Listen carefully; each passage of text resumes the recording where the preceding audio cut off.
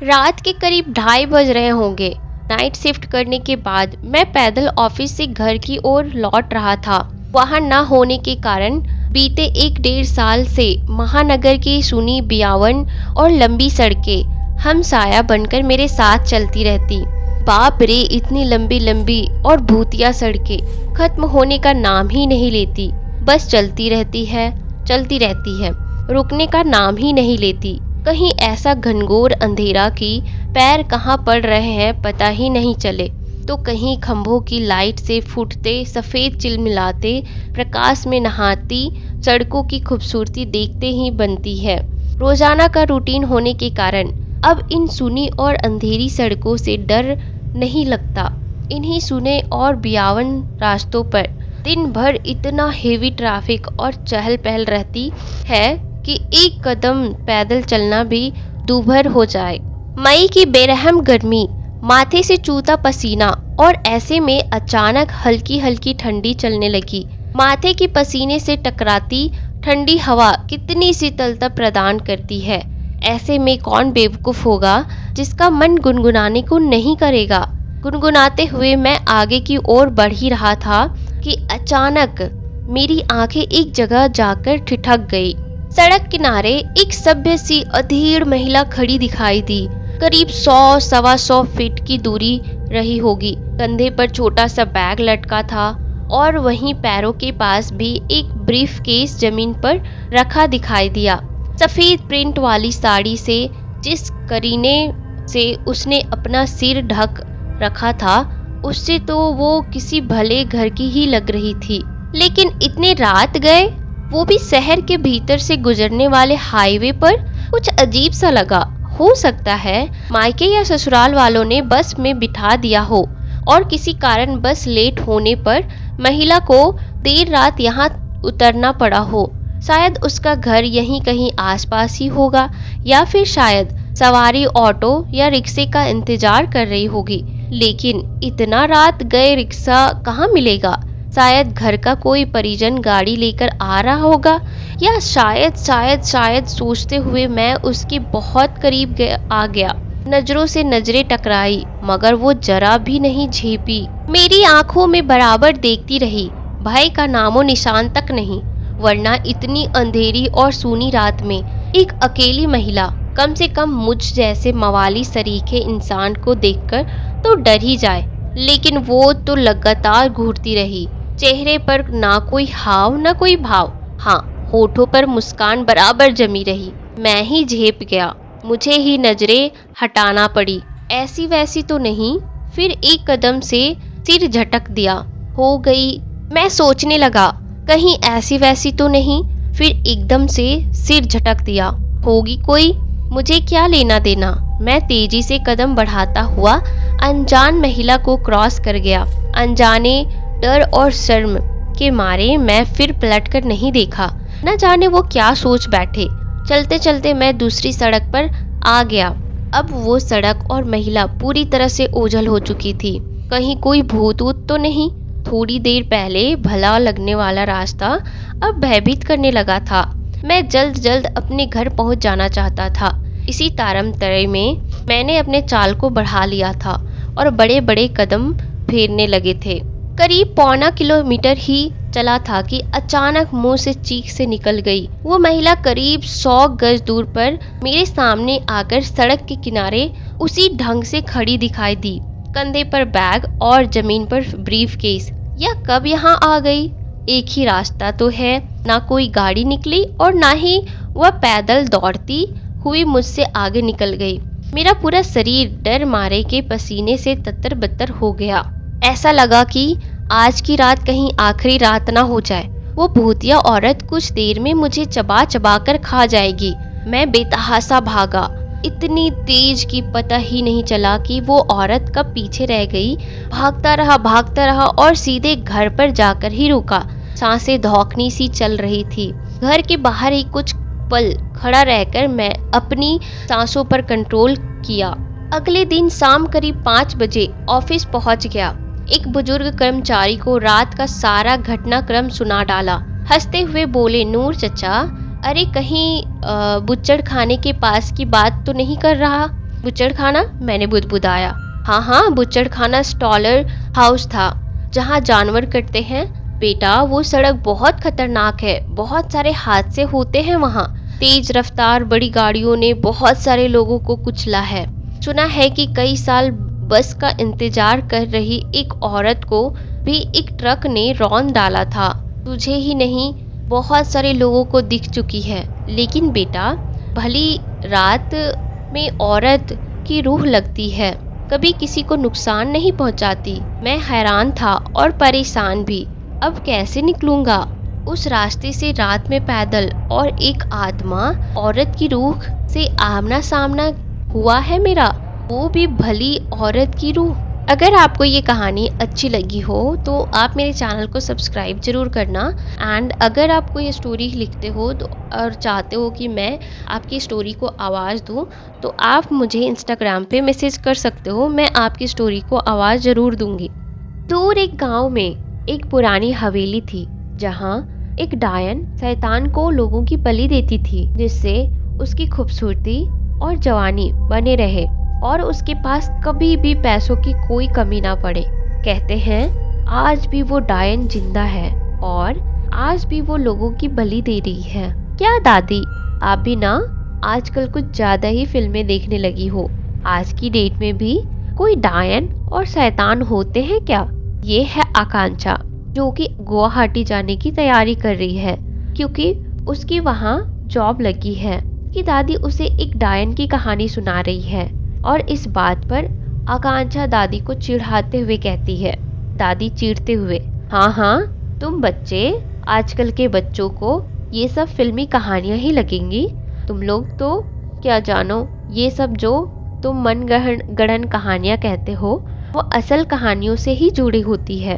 आकांक्षा, अच्छा दादी छोड़ो ये सब। भी कमरे में आकांक्षा की माँ आती है। माँ, हो गई तेरी सारी पैकिंग? आकांक्षा अपना सामान रखते हुए, हाँ माँ, लगभग हो गया।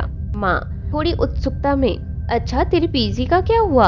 आकांक्षा अपने फोन में कुछ ढूंढते हुए, हाँ माँ, पीजी फिक्स हो गया है, शहर से थोड़ा दूर है, एक खूबसूरत सा विला है, एक लेडी रहती है वहाँ, घर बड़ा है और अकेली है, पीजी के लिए वैकेंट छोड़ा है, रेंट भी कम है, ये देखो उस विला का पिक। माँ और दादी दोनों विला की तस्वीरें देखती हुई, माँ विला को देख करके संतुष्ट होते हुए, हाँ घर तो अच्छा है, पर रेंट कितना है? आकांक्षा बेफिक्र से, 10,000। माँ, 10,000?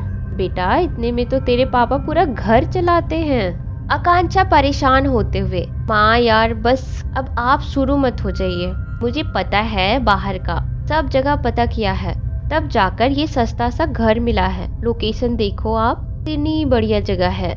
और आप क्या अभी तक मुझको नालायक ही समझती हो? नालायक होती तो जॉब मिलती क्या?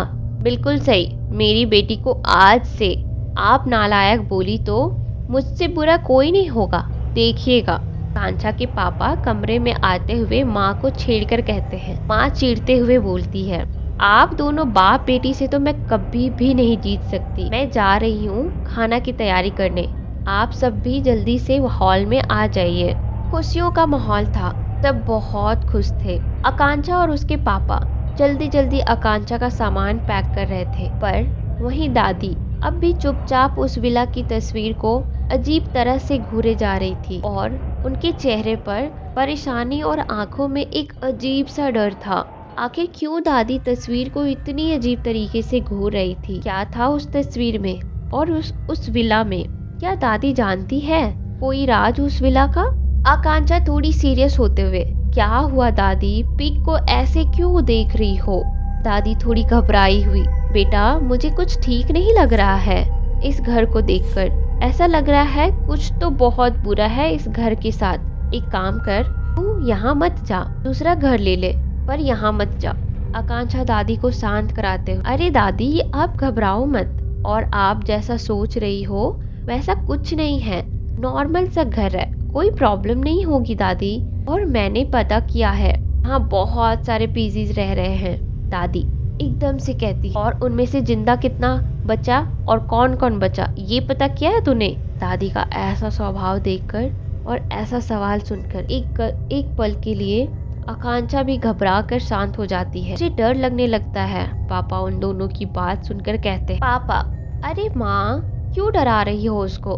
वो विला अच्छा है, घबराने वाली कोई भी बात नहीं है। बहुत लोग वहाँ गए हैं और उन्होंने उस विला को अच्छी रेटिंग भी दी है। वही देखकर हमने उस विला को पीजी के लिए सिलेक्ट किया है। दादी थोड़ी उदासी में, ऐसी जैसी तुम लोगों की इच्छा, मैं क्या कह सकती हूँ। अगर तुम लोगों को अच्छा लग रहा है तो तुम जाओ।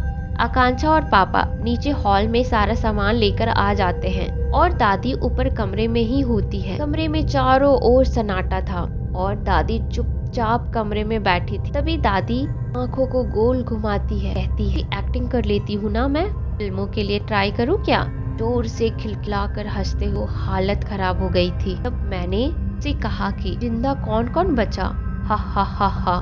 सब खाना खाकर आकांक्षा को रेलवे स्टेशन छोड़ने के लिए रेडी हो गए। की देर में सब स्टेशन पहुंच गए। मम्मी पापा ने आकांक्षा को जरूरी हिदायतें दी और उसे ट्रेन में बैठा दिया। हॉर्न की आवाज के साथ ट्रेन छूट गई और धीरे धीरे रफ्तार पकड़ने लगी और अब शुरू हो गया आकांक्षा का गुवाहाटी का सफर। क्या होगा इस सफर में आकांक्षा के साथ? क्या ये सफर आकांक्षा के लिए एक अच्छा अनुभव लेकर आएगा या उसे जीवन के कई अनुभवों से रूबरू करवाएगा? आकांक्षा अपना सफर पूरा कर गुवाहाटी के रेलवे स्टेशन पर ट्रेन से उतरती है। रेलवे स्टेशन से बाहर आकर वो टैक्सी या ऑटो का इंतजार करने लगी।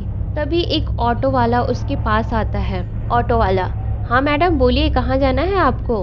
आकांक्षा एड्रेस बताते हुए, जोशुआ विला चलोगे भैया? ऑटो वाला विला का नाम सुनकर ही सन्न रह जाता है और घबराते हुए कहता है, नहीं मैडम माफ करिएगा। इतना कहकर वो जल्दी से वहाँ से ऑटो लेकर ऐसे भागता है जैसे उसके पीछे कोई भूत पड़ गया हो। आकांक्षा उसका ऐसा बर्ताव देखकर ऐसी कंफ्यूज हो जाती है जैसे शायद उसने गलत नाम बता दिया हो।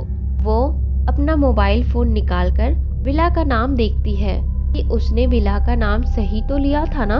वो फोन देख ही रही होती है कि उसके कानों में एक आवाज पड़ी, जोशुआ विला चलोगे भैया?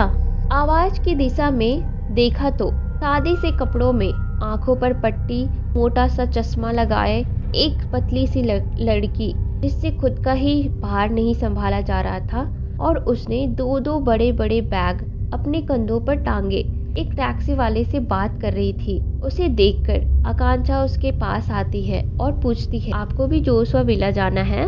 लड़की बोली, हाँ मुझे वहीं जाना है। आकांक्षा ये बात सुनकर बहुत खुश हो जाती है और उसी लड़की से कहती है, मुझे भी वहीं जाना है, अगर आपको प्रॉब्लम ना हो मैं आपके साथ चलूं?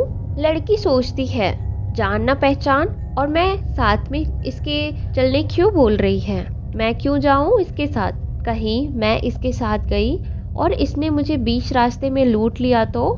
नहीं बाबा, मैं नहीं जाऊंगी इसके साथ। ऐसा सोचते हुए लड़की प्लान बनाती है और कहती है, हाँ मुझे आई एम सॉरी, वो मेरे कुछ फ्रेंड्स भी आ रहे हैं तो मैं बस टैक्सी बुक कर रही हूँ। आकांक्षा उसकी बात समझती है और उसे ओके बोलकर चली जाती है और यहाँ वो लड़की ये सोचती है कि वो ठग लड़की थी। आकांक्षा के बारे में कि दोस्तों की बात सुनकर घबराकर भाग गई। खैर जैसे तैसे आकांक्षा एक ऑटो वाले को जोशुआ विला चलने को तैयार कर लेती है और जोशुआ विला पहुंच जाती है। वहां ऑटो वाले को पैसे देकर अपना सामान उतरवाकर विला की तरफ बढ़ती है कि तभी उसके पीछे से एक और ऑटो की आवाज आती है। वो पीछे देखती है तो ऑटो से वही लड़की उतर रही होती है जो उसे रेलवे स्टेशन के बाहर मिली थी, पर वो तो अकेली आई है। तब वो समझ जाती है कि उसे अनजान समझकर उसने दोस्तों का बहाना किया था। वो लड़की भी उसे देखती है और अपना झूठ पकड़ाता हुआ सोच घबरा जाती है। आकांक्षा उसे अंदर चलने का इशारा करती है, ऐसे जैसे उसके झूठ से कोई मतलब नहीं हो। दोनों विला की तरफ बढ़ती है। विला वाकई में बहुत खूबसूरत और आलीशान था, बिल्कुल किसी राजा महाराजा के रजवाड़े महल की तरह।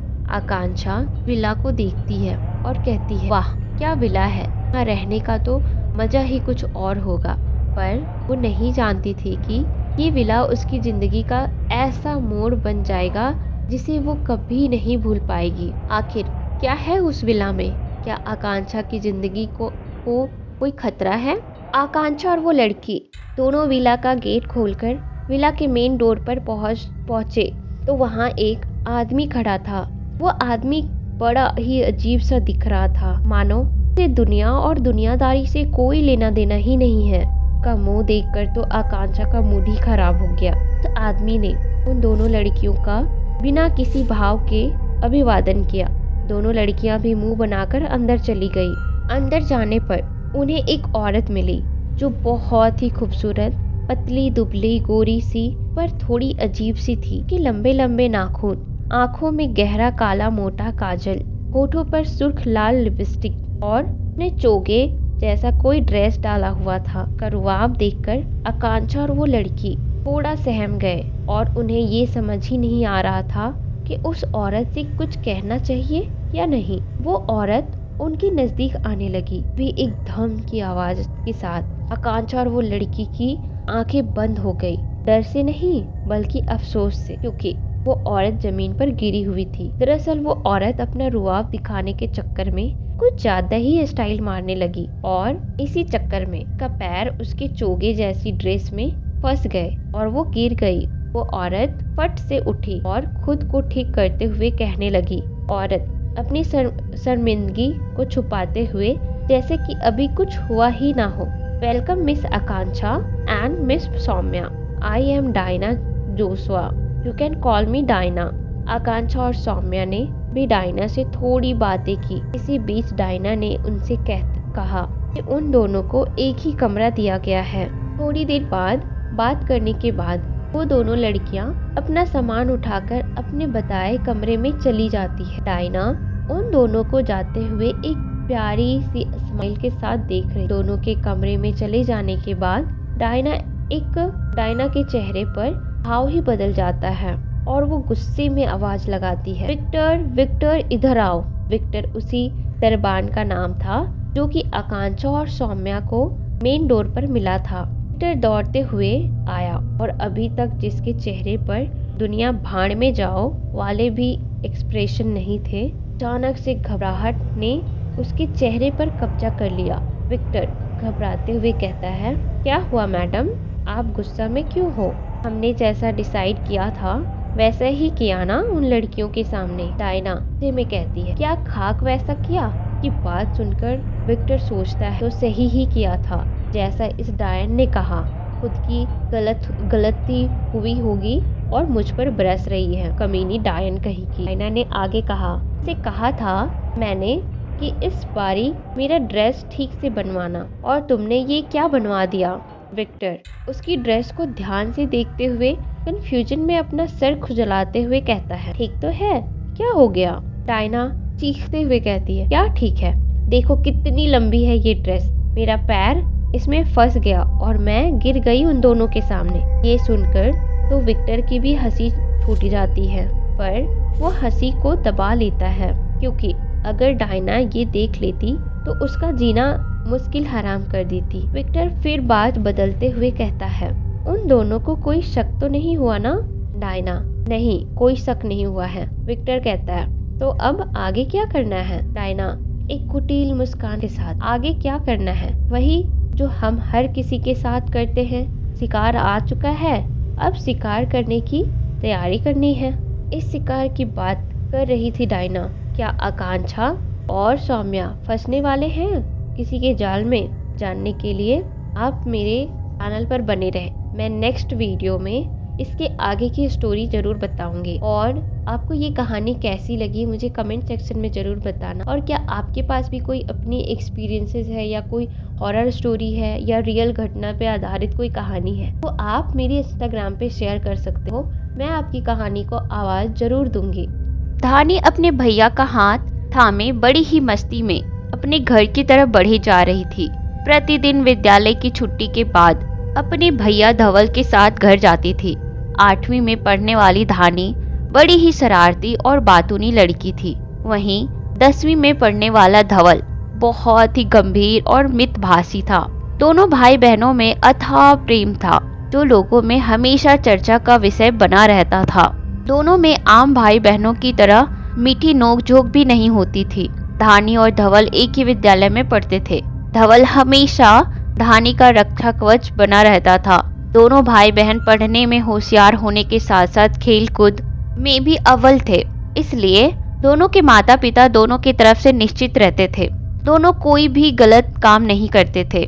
धानी और धवल अभी अपने घर पर पहुंचने वाले ही थे कि अचानक धानी गोलगप्पे खाने की जिद करने लगी। नहीं, अभी दोपहर का समय है और हमें अभी दोपहर का खाना भी खाना है। धवल ने धीमी आवाज लेकिन सख्त आवाज में धानी को मना कर दिया। धानी मना सुनते ही एकदम से बिखर पड़ी और अपना स्कूल का बस्ता आओ ना देखा ताओ वहीं जमीन पर पटक दी। तुम्हें घड़ी बेघड़ी कौन सा भूत पकड़ लेता है? ऐसे बीच सड़क में बस्ता फेंक देती हो? अपनी जिद मनवाने का बहुत ही गलत तरीका सीखी हो तुम। धवल ने गुस्से से धानी को डपट दिया और दौड़कर बीच सड़क पर पड़ा उसका बस्ता उठाकर धानी को पकड़ा दिया। धानी गुस्से से लाल हो गई और मन ही मन ठान ली, आज तो घर जाकर बिना खाना पीना खाए सो जाऊंगी, तब अक्ल ठिकाने आएगी धवल भैया की। मुझे गोलगप्पे खाने की मना करने की सजा इसे जरूर मिलेगी। सोचते सोचते बड़ी फुर्ती से अपने घर की तरफ चली जा रही थी। अभी मन ही मन खुश हो रही थी कि अचानक धवल भैया का उसे ख्याल आया, अगर मैंने खाना नहीं खाया तो भैया भी खाने को हाथ नहीं लगाएंगे। दूसरे ही पल उसका बाल मन अपने सोचने पर भी घबरा गया। मन ही मन अपने आप को कोसने लगी, कितनी बेवकूफ है तू। धानी अपने आप से बोल रही थी। अपने झूठे जिद के लिए अपने भैया को भी भूखे रखेगी। दौड़कर अपने भैया के पास जाकर अपने दोनों कान पकड़कर माफी मांगने लगी। बहुत नाटक करती है, मेरे बिना एक पल नहीं रह सकती है तो लड़ने का झूठा नाटक क्यों करती है? धवल धानी के लटकते दोनों चोटी को खींचकर वहां से भाग खड़ा होता है। आती हूँ भैया, छोड़ूंगी नहीं तुझे आज। अपना सर घुनाती हुई धवल के पीछे भागी। दोनों दौड़ते हुए अपने घर पहुंचे ही थे कि उनके घर के दरवाजे पर सव्या चाची उसके पिता राजकिशोर के साथ हंस हंस कर बातें करते हुए दिखाई दी। दोनों अपनी मस्ती भूलकर सव्या चाची की बड़ी बड़ी डरावनी आंखें देखकर डर से सर झुका लिया। धानी धवल के पीछे छिप गई। धानी तू इतना डरती क्यों है सव्या चाची से?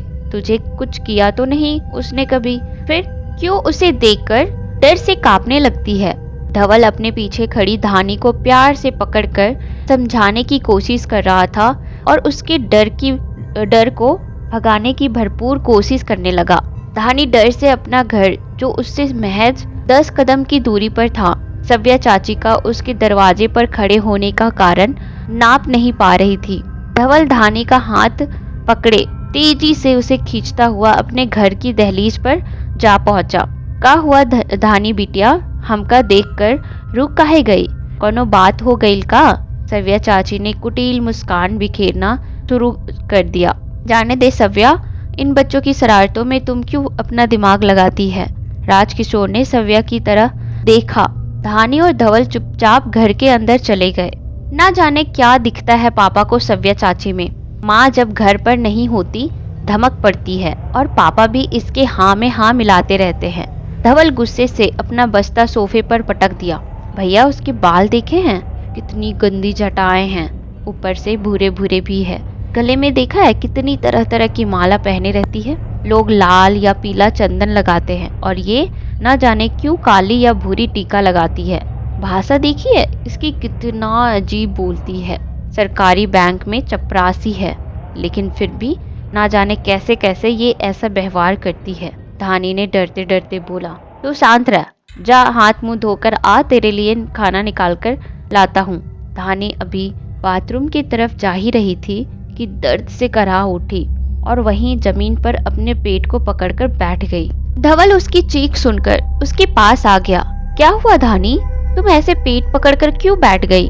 भैया पेट में बहुत तेज दर्द हो रहा है, बोलकर रोने लगी।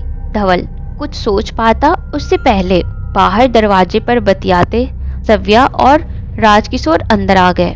का हो गया धानी बिटिया को? हमरे तो बाहर दरवाजे पर खड़े प्राण ही सूख गए। अचानक से हंसती खेलती गुड़िया को का हो गवारे भाई? सव्या रोने का नाटक करने लगी। तुम रो मत, इसे जल्दी से डॉक्टर के पास ले चलते हैं। राजकिशोर हड़बड़ाते हुए धानी को गोद में उठा लिया। सव्या उसका हाथ पकड़ ली और धानी को पास ही सोफे पर बैठा दिया। और उसके कानों के पास धीमे से बोलने लगी, का बिटिया, अब भी मुझसे डरोगी क्या? हमको तो तुम्हारा से बहुत लगाव है। धानी ने ना में सर हिलाया और ना जाने क्यों उसकी पलकें झपकने लगी। थोड़ी देर बाद धानी गहरी नींद में आराम से सो गई। देखा राजकिशोर जी, कुछ नहीं हुआ था धानी बिटिया को, कुछ उल्टा सीधा खा लिया होगा। अभी अम्बा भाभी अपने मायके गई है तो आपने सही तरीके से ध्यान नहीं दिया है, इसलिए पेट में दर्द हो गया है। थोड़ी देर के बाद ठीक हो जाएगी। अच्छा, अब मैं चलती हूँ, कह अपनी कुटिल मुस्कान बिखेर कर धवल के सिर पर हाथ फेरा और चली गई। राजकिशोर उसका आभार मानकर धानी के सर के पास बैठ गया। धवल मन ही मन विचारों में डूब गया। धानी के पेट में दर्द और बिना किसी दवा दारू के ठीक हो जाना बहुत सारे सवाल छोड़ रहे थे। धवल बच्चा जरूर था, लेकिन उसकी माँ अम्बा उसे अक्सर सव्या चाची से दूर रहने की सलाह देती थी। आज माँ का कहा एक एक शब्द उसके कानों में गूंज रहा था। बेटा, सव्या चाची से दूर रहा कर, उसकी नजर काली है। आखिर ये नजर काली होती क्या है? उसकी समझ से बहुत दूर थी, लेकिन समझने की कोशिश तो करता ही।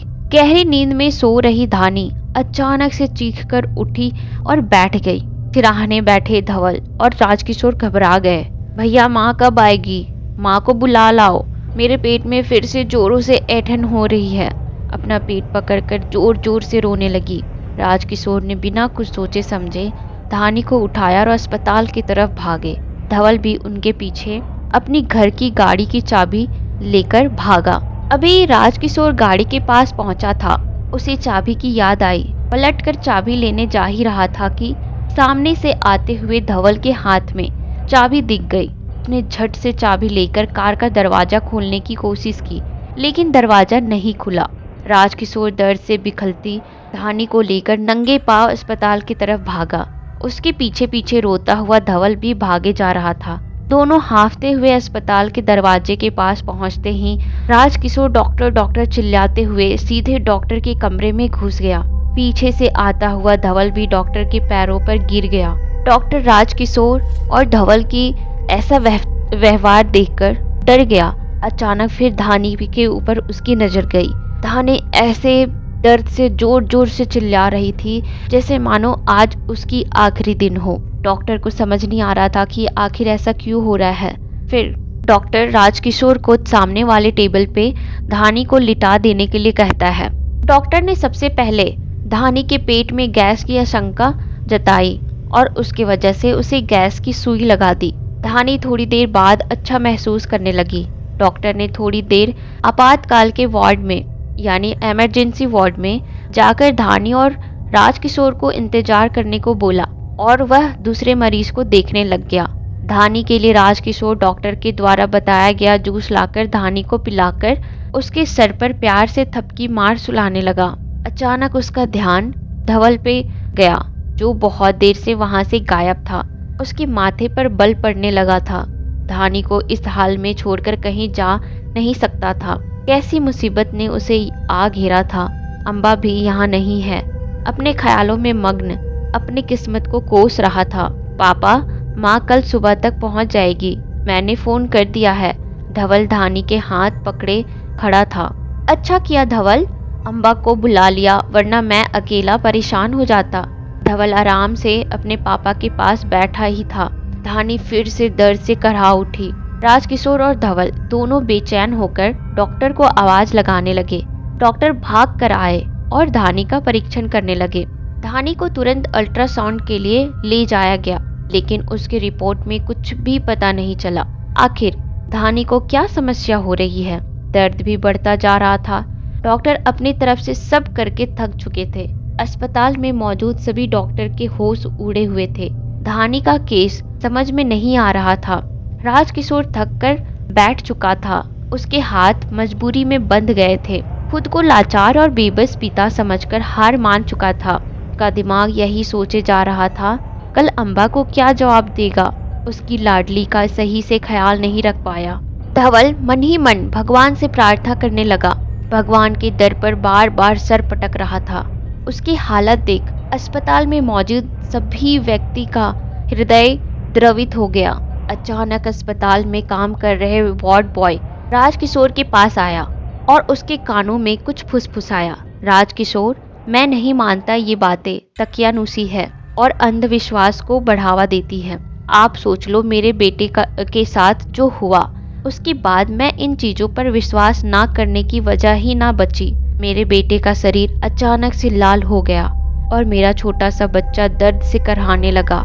1000 बार डॉक्टर के चक्कर लगाया, लेकिन कुछ खास असर नहीं हुआ। सब तरफ से हार कर अपनी गली के मोड़ पर काली मंदिर में जाकर माँ के आगे रोने लगा। मेरे आंसुओं को देखकर पुजारी बाबा ने मेरे क्रंदन की वजह पूछा। मैंने अपनी बेबसी उनसे बताया। बाबा ने जोरों से जयकारा लगाया। जय हो मैया काली, तेरे दर से ना जाए कोई खाली। बुरी शक्तियों ने अपने भक्तों की सदा तू करती है रखवाली। इतना सुनते ही मेरे हृदय में विश्वास की लौ जल उठी और बाबा के पास तुरंत अपने बेटे को ले गया। बाबा ने मैया के चरणों में बेटे को सुला दिया। वहां पड़ी गंगा जल से कुछ मंत्रोच्चार करने के बाद कई दिनों से अचेत पड़े मेरे बेटे ने आंखें खोली। मेरी बुझती सांसें ने भी लौटना शुरू कर दिया। थोड़ी देर बाद बाबा ने एक नारियल लेकर उसके घाव के पास ले जाकर घुमाया तो घाव से मवाद की जगह बालू निकलने लगा। मेरी और मेरे बाबा बीवी की आंखें फटी की फटी रह गई और हम दोनों काली मैया का जयकारा लगाने लगे। उसके कुछ पलों के बाद मेरा बेटा भला चंगा होकर खड़ा हो गया और जो नारियल उसके घाव पर घुमाया था वो काला हो गया। पुजारी बाबा ने कहा, ये किसी डायन का काम है, उसने तुम्हारे बेटे पर बाण मारन किया है। मैया की कृपा है जो तेरा बच्चा बच गया। ये बहुत ही जटिल होता है। डायन जब उम्र दराज हो जाती है तब उसकी शक्तियाँ और प्रबल बन जाती हैं और तब जाकर अपनी शक्तियों की परीक्षा ऐसे करती है। वार्ड बॉय ने सारी बात बतला दी। राजकिशोर के पास उसकी बात नहीं मानने की कोई वजह नहीं थी। उसने कुछ सोचकर धवल को धानी का ख्याल रखने को कहा और खुद काली मंदिर की तरफ रुख किया। काली मंदिर पहुंचकर देखा माता का पट बंद था। राजकिशोर मैया के द्वार पर ही आंखें मूंद कर बैठ गया। अचानक उसके पीठ पर किसी ने हाथ रखा और राजकिशोर को ऐसा लगा जिसे किसी ने अपना हाथ रखा हो और उसने अपनी आंखें खोली। सामने सविया खड़ी थी। राजकिशोर उसे देखते ही फफड़ पड़ा। कुछ नहीं होगा राजकिशोर जी, धानी को आप चिंता ना करें, मैं सब ठीक कर दूंगी। बस राजकिशोर जी, आपको एक रात के लिए मेरा होना होगा। शर्त मंजूर है तो मैं धानी को ठीक करने का आपको वचन देती हूँ, लेकिन आपको वचन देना होगा। मंदिर के सीढ़ियों पर बैठा राजकिशोर सविया के मुंह से इतना सुनकर हड़बड़ा गया। क्या क्या क्या, तुम्हें पता है तुम बोल क्या रही हो? मैं एक पत्नीव्रता पति हूँ और मैं अपनी अम्बा से बहुत प्यार करता हूँ। उसकी खुशी के लिए कुछ भी कर सकता हूँ, लेकिन बेवफाई कभी नहीं कर सकता हूँ। छी छी, आज घिन आ रही है तुझे ऐसे इन बात मुझे तुमसे। तुम इतनी गिरी औरत कैसे हो सकती हो? मेरे कान इस बात पर यकीन नहीं कर पा रहे हैं। सविया को एक और धक्का देकर राजकिशोर एक तरफ खड़ा हो गया। हाँ, मैं हूँ बेशरम, गिरी हुई औरत, लेकिन आपके प्यार में गिरफ्तार हूँ। गलत कहाँ हूँ? भूल गए क्या आपका और मेरा रिश्ता क्या था? तुम और तुम्हारी बीवी ने मेरे साथ क्या किया था? आज जिस प्रेम की दुहाई देकर मुझे डायन कह रहे हो, असल में तुम डैया हो। तुम वो गिरे हुए इंसान हो जो मेरे और अम्बा की सच्ची दोस्ती निकल गया। आज मुझे डायन कह रहे हो? मेरे पास अपना कहने के लिए सिर्फ अम्बा ही तो थी। शायद तुम सच्चा प्रेम किसे कहते हो पता नहीं, बट तुम नहीं जानते हो कि मेरे रोम रोम से पूछो, आपकी हर आहट पहचानता है। अब मैंने अपने सर से लाज का घूंघट उतार कर फेंक दिया है। आपके चरणों में अपने प्रेम की दुहाई दे रही हूँ, फिर भी आप मुझे धुतकार रहे हैं। प्रेम की अलग रूप, रंग और परिभाषा होता है। आप लाख मुझे बदचलन बेहया कह लो, मैं प्रेम की योगन बन आपके चरणों में पड़ी रहूंगी। प्रेम निश्चल होता है, मन को हमेशा भिंगोत है, अच्छे बुरे का मोल नहीं। सच झूठ की तराजू में तौलत ना जात है, ना कोई दोषी ना कोई बैर होत है। विश्वास की डोर में हमेशा बांधत जात है, दिल में छवि बस अपने मासूम प्रियवर की हमेशा रहत है। एक ही धागे में बांधत जात है। प्रेम की लौ में दोनों ही हालत जलत दिन रात है। फिर क्या कौन दाता और कौन भिखारी होत है। प्रेम की अग्नि में सूरज की तपिश और चंद्रमा की शीतलता होत है। प्रेम में सालों की जुदाई तड़प, प्रिय की इश्क और एक झलक में ही नव उमंग जीवन में भरत है। बंधी जो प्रीत की डोर एक बार अपने पिया से, प्रेम की ये डोर ना तोड़त है। सविया के मुंह से निकलते प्रेम गीत राजकिशोर के देह को धधकती ज्वाला सी लग रही थी। उसके कान में जैसे किसी ने गर्म गर्म लोहे को पिघलाकर उसकी कान में डाल दिया हो। अचानक से राजकिशोर उठा और गुस्से से सविया को फटकार कर चुप करवा दिया।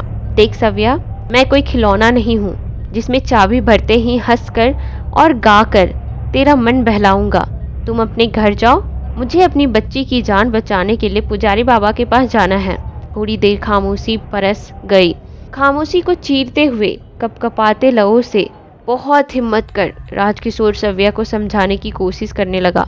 बहुत सालों पहले मेरे और तुम्हारे के बीच जो भी हुआ उसका जिम्मेदार बेशक मैं हूँ। अपनी गलती मानता हूँ।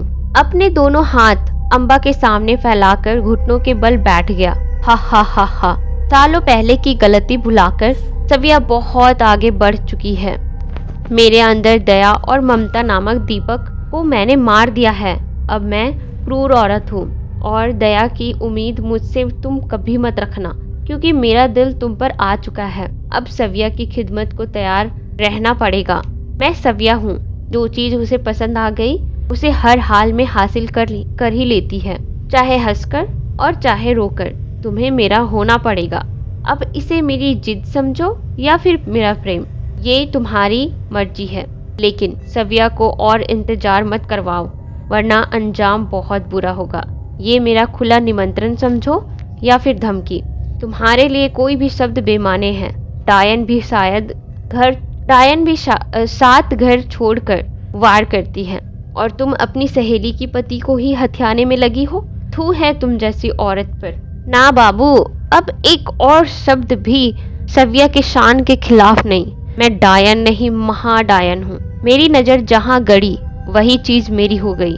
जल्दी वचन दो, वरना तुम्हारी बेटी की जान बेकार में चली जाएगी। कल जब अम्बा आएगी तो क्या मुंह लेकर जाओगे तुम? भूल रहे हो कौन सी सहेली और कौन सा उसका पति? जाओ जाओ, ढोंगी बाबा से मेरा मुंह मत खुलवाओ। तुम अब तो खुश हो ना? मैंने तुम्हारे साथ वही किया जो तुम दोनों ने मेरे साथ किया। जाओ, तुम दोनों को मैंने माफ किया, लेकिन मेरी शर्त अभी भी वही है। धानी के मौत के बाद धवल भी मर जाएगा। दोनों बच्चों के मौत के बाद अम्बा यूं ही इस दुनिया को अलविदा कह देगी। इन सभी चीजों के पीछे तुम रहोगे।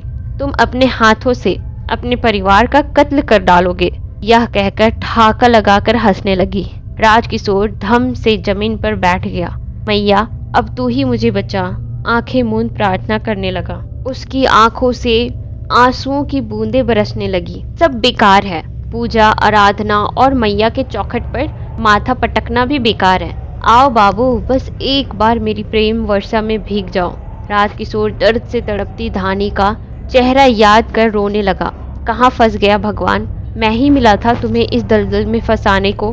कुछ तो दया दिखाओ प्रभु, मुझे इस दोगली औरत से बचाओ। रोते रोते प्रभु से दया की भीख मांगने लगा। जल्दी करो, वरना मैं चलती हूँ। खुद ही बचा लेना अपनी बेटी को। मैं अब चलती हूँ, मेरे पास फालतू समय नहीं है। गुस्से से अपना सर धुनाती अपने घर की तरफ जाने लगी। ठहर जाओ, मैं तुम्हारी बात मानने को तैयार हूँ। चलो, मैं तुम्हारा निमंत्रण स्वीकार करता हूँ। बस मेरी बेटी की जान बख्श दो। सविया, मैं तुम्हें पूरे दिल से अपनाऊंगा। राजकिशोर आंखें मूंदे जमीन पर बैठा रहा। सविया पीहू की तरह आकाश की तरफ देख नाचने लगी। अपने जटा को हवा में फैलाने लगी। उसकी आंखें रक्तीम लाल हो गई।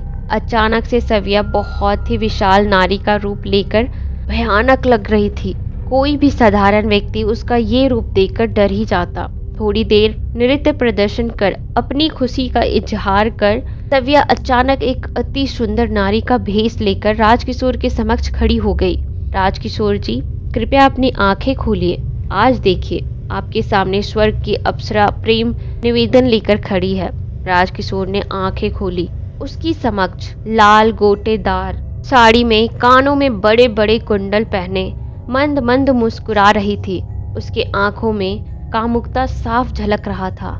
राजकिशोर कुछ सोच पाता उससे पहले सविया उसके बाहों में झूम रही थी। राजकिशोर ना चाहते हुए भी उसे अपने बाहों में भर लिया। अम्बा, मुझे माफ कर देना, मन ही मन माफी मांगे जा रहा था। थोड़ी देर बाद खामोशी को तोड़ते हुए, मैं तुम्हें वचन देता हूँ, लेकिन पहले तुम मेरी बेटी को ठीक कर दो। मुझ पर थोड़ी सी दया दिखाओ। राजकिशोर ने लगभग गिड़गिड़ाते हुए कहा। हाँ, क्यों नहीं, चलो। मैं अपने तंत्र विद्या से धानी को अभी ठीक कर देती हूँ। धानी मेरी भी बेटी है। आपको प्रिय हर चीज मुझे भी प्रिय है। हाँ, चलो मेरे साथ हॉस्पिटल।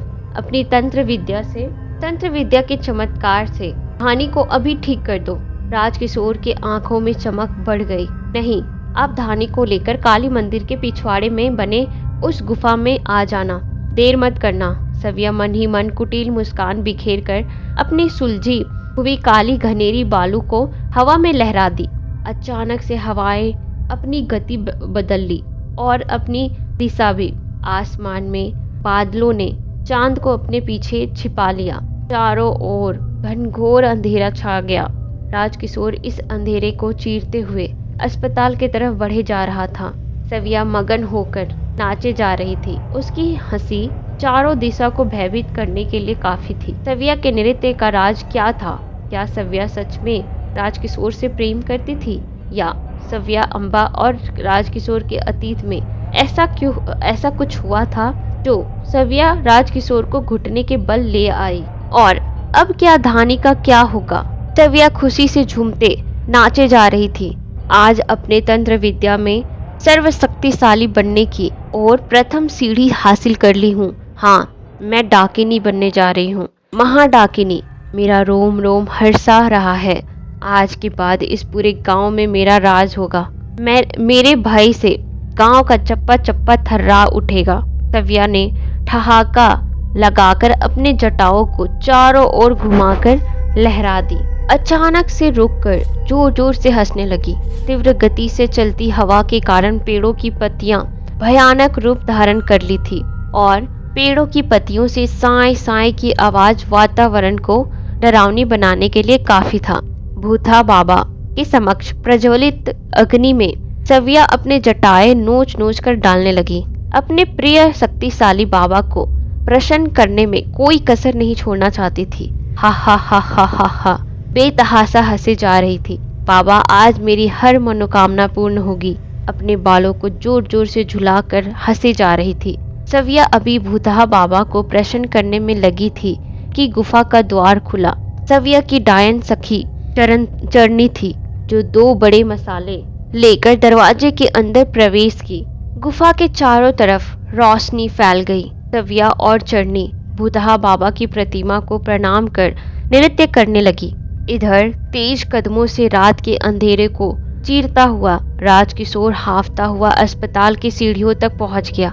उसकी आंखों के आगे अंधेरा छा गया और लड़खड़ाते कदमों से अपनी बेटी धानी के वार्ड की तरफ बढ़ चला। राजकिशोर अभी धानी के साथ पहुंचता उससे पहले धवल, जो ना जाने कितने देर से अस्पताल में स्थापित भगवान की मूर्ति के पास ध्यान में मग्न धवल से टकरा गया। धवल ने गिरते हुए अपने पिता राजकिशोर को थाम लिया। उसकी आंखें खुली तो अपने फटे हाल पिता की स्थिति को देखकर दंग रह गया। उनके वस्त्र जहां तहां से फटे थे, चेहरा सफेद पड़ चुका था। धवल कुछ समझ नहीं पा रहा था उसके पिता के साथ क्या हुआ था। उसने वार्ड बॉय को बुलाया और राजकिशोर को बगल में पड़े स्ट्रेचर पर लिटा दिया। बगल में पड़े पानी की बोतल से पानी लेकर उसके मुंह पर छींटा मारकर उसे होश में लाने की बहुत कोशिश की सबने। राजकिशोर धीरे धीरे होश में आने लगा। होश में आते ही सबसे पहले धानी के बारे में पूछा। पापा, धानी स्वस्थ और बिल्कुल ठीक हो गई है और अभी सो रही है। डॉक्टर अंकल ने कल सुबह उसे अस्पताल से छुट्टी देने की बात कही है। धवल ने एक सांस में सब कुछ बता दिया। अच्छा? राजकिशोर की आंखें खुशी से चमक उठी। तू सच कह रहा है ना? धवल को पकड़कर पूछने लगा। हाँ पापा, मैं सच कह रहा हूँ, धवल ने हंसते हुए कहा। ये चमत्कार हुआ कैसे बेटा?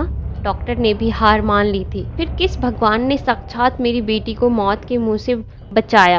राजकिशोर ने सवालों के बौछार लगा दिया। पापा, आप पहले पानी पीजिए और चिंता मुक्त होकर के आंखें बंद कर थोड़ी देर आराम करें, फिर मैं आपको सारी बात बताता हूँ। धवल पानी की बोतल अपने पिता की ओर बढ़ा दिया। राजकिशोर इस अबूझ पहेली को समझने के लिए चुपचाप एकटक धवल की ओर देखा जा रहा था। पानी पीकर सीधे धानी के पास पहुंच गया। अपनी गुड़िया को निश्चित होकर सोता देख उसकी आंखें नम हो गई। पिछले कुछ घंटे उस पर क्या क्या सितम बीता था, याद कर रोने लगा। धवल उसके पीछे आकर खड़ा हो गया। अपने पुत्र को उसके पीछे खड़ा पाकर का हिम्मत जवाब दे गया। फुट फुट कर बालक की भांति रोने लगा। क्या हुआ? अब तो धानी बिल्कुल ठीक है और माँ भी कल सुबह अपने पास आ जाएगी। फिर तो हमारी सारी परेशानियां खत्म, और तो और हमें आपकी जली हुई रोटियां भी खाने को छुट्टी हो जाएगी। धवल हंसते हुए अपने पिता की चिंता कम करने की कोशिश करने लगा। धवल की बातें सुनकर राजकिशोर के चेहरे पर एक हल्की सी मुस्कान तैर गई। अम्बा के लौटने या फिर लौट आने की बात राहत देने वाली तो थी। अम्बा जरूर उसे सविया के सातिर इरादों से बचा लेगी। मन ही मन सोचकर भगवान को धन्यवाद देने लगा। लेकिन धानी के तबीयत में सुधार, उसकी जिज्ञासा बढ़ी जा रही थी। धवल ने ऐसा कौन सा चमत्कार किया? अपने दिमाग के घोड़े दौड़ा दौड़ा कर थक गया था। उसके दिमाग के नसें फटने से पहले सच्चाई जानने को आतुर दौड़कर धवल के पास पहुंचा। बेटा, मुझे धानी के स्वस्थ होने के पीछे का चमत्कार के बारे में जानना है। पापा, तो आप जानना चाहते हैं? आप पहले टेंशन फ्री होकर इस कुर्सी पर बैठ जाइए, आपको सारा कुछ शुरू से बताता हूँ। आपसे जब अंकल कानों में जब गुपचुप बातें कर रहे थे, मैं वहाँ खड़ा सारी बातें सुन रहा था। काली मंदिर के पुजारी बाबा के बारे में बहुत कुछ पहले से सुन रखा था। पुजारी बाबा मेरे दोस्त राहुल के पिताजी हैं। मैंने झट से उसे फोन लगाया। राहुल ने मुझे बताया कि उसके पिताजी शहर गए हुए हैं। मैं उस वक्त घबरा गया। मेरे शब्द ना जाने कहाँ गुम हो गए। राहुल मेरी बेबसी समझ चुका था। फिर राहुल ने उसका नंबर दिया अपने पिताजी का। कोई जरूरी काम हो तो इस नंबर पर पिताजी को कॉल कर लेना। मैं राहुल को धन्यवाद कर राहुल के दिए नंबर पर कॉल लगाया। 2 बार पूरी घंटी जाने के बाद भी किसी ने कॉल नहीं पकड़ा। मैं हिम्मत हार चुका था। आखिरी बार भगवान को याद करते हुए मैंने फिर से कॉल लगाया। इस बार पुजारी बाबा ने फोन पकड़ लिया। जय हो मैया की। पुजारी बाबा ने जैसे ही जयकारा लगाया, मुझसे पूछा, आप कौन बोल रहे हैं? अगर कोई जरूरी काम ना हो तो कल सुबह बात करिए। अभी हम शहर से गांव ही लौट रहे हैं। मैं बिना सोचे ही झट बोल पड़ा, मैं राहुल का दोस्त हूँ। मेरी बहन पेट दर्द की पीड़ा से बेचैन है। डॉक्टर ने हाथ खड़े कर लिए हैं। पुजारी बाबा मेरी बात सुनकर थोड़ी देर चुप होकर कुछ सोचकर बोले, बेटा, तुम्हारे घर नवरात्रि होती है? अगर होती है तो जो घट स्थापन कर जौ उप जाते हैं, उसे अगर माता जी ने संभाल कर रखा है तो उसे जल्दी से ले आओ और अपनी बहन को पानी में पीसकर 24 बार गायत्री मंत्र बोलकर पिला दो। जी पुजारी बाबा, मुझे गायत्री मंत्र महामंत्र आता है और मुझे पता है मेरे घर जौ भी रखी हुई है और मैं उसे लाकर तुरंत ऐसा करके उसे पिला देता हूँ। सुनो बेटा, इसके बाद तुम्हें एक और चीज इंतजाम करके रखना होगा। मैं बस 1 घंटे में सीधे तुम्हारे पास अस्पताल पहुँचता हूँ। जी जी पुजारी बाबा, आप जो भी बोलेंगे मैं सारी सामग्री की व्यवस्था अभी ही कर लूंगा। काली सरसों और सरसों का तेल, एक सूखा नारियल और कपूर की व्यवस्था शीघ्र कर लो। मैं प्रणाम पुजारी बाबा कहकर फोन रख उल्टे पांव दौड़ते हुए सीधे घर पहुंचा। माँ के रखे जगह से सूखी जौ को लिया और दौड़कर फिर अस्पताल पहुंचकर उसे पीसकर गायत्री महामंत्र का उच्चारण कर धानी को पिला दिया। धानी पीते ही आराम महसूस करने लगी। मैं फिर तुरंत सारी सामग्री लेकर उपस्थित हो गया। करीब 1 घंटे बाद पुजारी बाबा पहुंच गए और उन्होंने सरसों का तेल धानी के पेट पर लगाकर मैया काली को याद करने लगे। पीली सरसों पूरे कमरे में छींटकर मैया काली से गुहार करने लगे और थोड़ी देर बाद जो मेरी आंखों ने देखा आप विश्वास नहीं कर सकते हैं। धानी ने उल्टी कर 2 मोटे मोटे कीड़े बाहर किए। उसके बाद धानी का पेट दर्द चला गया। पुजारी बाबा ने कपूर को कमरे में जला दिया और एक बड़ा सा कपूर अभिमंत्रित कर मुझे दिया और उन्होंने इसे कल सुबह अपने घर के चारों ओर जला देने को कहा। मुझे और धानी को ढेरों आशीर्वाद देकर चले गए। एक सांस में धवल ने सारी बात राजकिशोर से बता दिया। राजकिशोर अपनी सांसें थामे सारी बातें सुनकर चौंक गया। इधर चरनी और सव्या नृत्य करने में मग्न थी, लेकिन उनके इंतजार करती नजरें थक गई। उन दोनों को आशंका होने लगा कि शायद जीती बाजी उनके हाथ से निकल गई। सव्या बौखला गई। उसने गुस्से से मसाल उठाकर फेंक दिया। पास पड़े घड़े के पानी से मसाल बुझाकर जोर जोर से चिल्लाने लगी, ये पुजारी तूने ठीक नहीं किया, मेरा वर्षों का सपना तोड़ दिया, इसकी कीमत तुम्हें चुकानी पड़ेगी।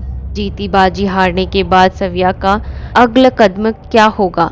अपने घर लौट आई अम्बा अपने पूरे परिवार को सव्या के प्रकोप से कैसे बचाती है? पुजारी बाबा को कष्ट पहुंचाने में सव्या सफल हो पाएगी या नहीं? या फिर क्या सव्या फिर से धानी को अपने वश में कर लेगी? यह जानने के लिए आप मेरे चैनल को सब्सक्राइब जरूर कीजिए और इसे जब तक सब्सक्राइब नहीं करेंगे तब तक आप इस कहानी का पार्ट 2 नहीं देख सकते या फिर नहीं जान सकते। तो पार्ट 2 जानने के लिए मेरे चैनल को अभी ही जल्दी सब्सक्राइब करो, नहीं तो वह डायन फिर से धानी को खा जाएगी। अगर आप चाहते हो कि धानी स्वस्थ रहे तो आप मेरे चैनल को प्लीज जल्दी से सब्सक्राइब कर दो। सव्या हारे हुए जुआरी की तरह मन मसोस कर पुजारी बाबा को सबक सिखाने के लिए निकल पड़ी। पुजारी बाबा आने वाले तूफान से वाकिफ थे। उन्हें पता था आज डाकिनी आएगी और मेरा खून पीना चाहेगी। आज उसका बना बनाया खेल जो खराब कर दिया है मैंने। भगवान की दया से मेरी सद्बुद्धि काम कर गई। मैंने अभिमंत्रित कपूर धवल को दे दिया था। अब ये डाकिनी उन तीनों का बाल भी बांका नहीं कर सकती। लेकिन मुझे इससे बचने के लिए डाकिनी सुरक्षा कवच पहनना जरूरी होगा। मन ही मन विचारते हुए काली मैया के मंदिर से जाकर दिया जलाने का सोच अपने घर ना जाकर सीधा काली मंदिर पहुंच गया और माँ के ज्योत के आगे जाकर धूनी लगाकर बैठ गया। पुजारी बाबा जो अभी ध्यान मग्न होकर माँ काली की आराधना कर ही रहे थे कि बाहर से किसी ने पुजारी बाबा को ललकारते हुए बुलाया। बाबा ने अपनी आंखें मूंदे बिना कोई जवाब दिए हुए अपनी पूजा आराधना जारी रखा। सव्या हार कर अपने घर लौट आई क्योंकि सुबह की किरणें अब उसके मंसूबे पर पानी फेरकर उसे चिढ़ाने को आ गई थी।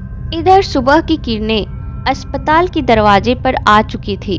अस्पताल के प्राइवेट वार्ड में अपनी बच्ची धानी के सिरहाने सर लगाकर बैठे राजकिशोर और दूसरी ओर धानी का हाथ थामे धवल बैठा था। दोनों रात की कालिमा और भयानक दृश्य अभी भी तैर रहा था। किरणें जैसे अस्पताल की खिड़की से झांकती हुई राजकिशोर के आंखों पर पड़ी, उसने डर से अपनी आंखें मूंद ली। अपनी आंखें मीच सुबह के उजाले को अपने आंखों को छूने भी देने को तैयार नहीं था। कल के तूफान को अपने अंदर समेटा घबराया सा बैठा था। पीछे से किसी ने उसकी पीठ पर हाथ बड़े प्यार से रखा। उसके मुंह से अम्बा निकला और अचेत होकर सीधे जमीन पर धड़ाम से गिरा। अम्बा लौट आई थी। राजकिशोर की इस अवस्था को देख घबरा उठी। धवल और अम्बा दौड़कर राजकिशोर को संभालने के लिए बढ़े।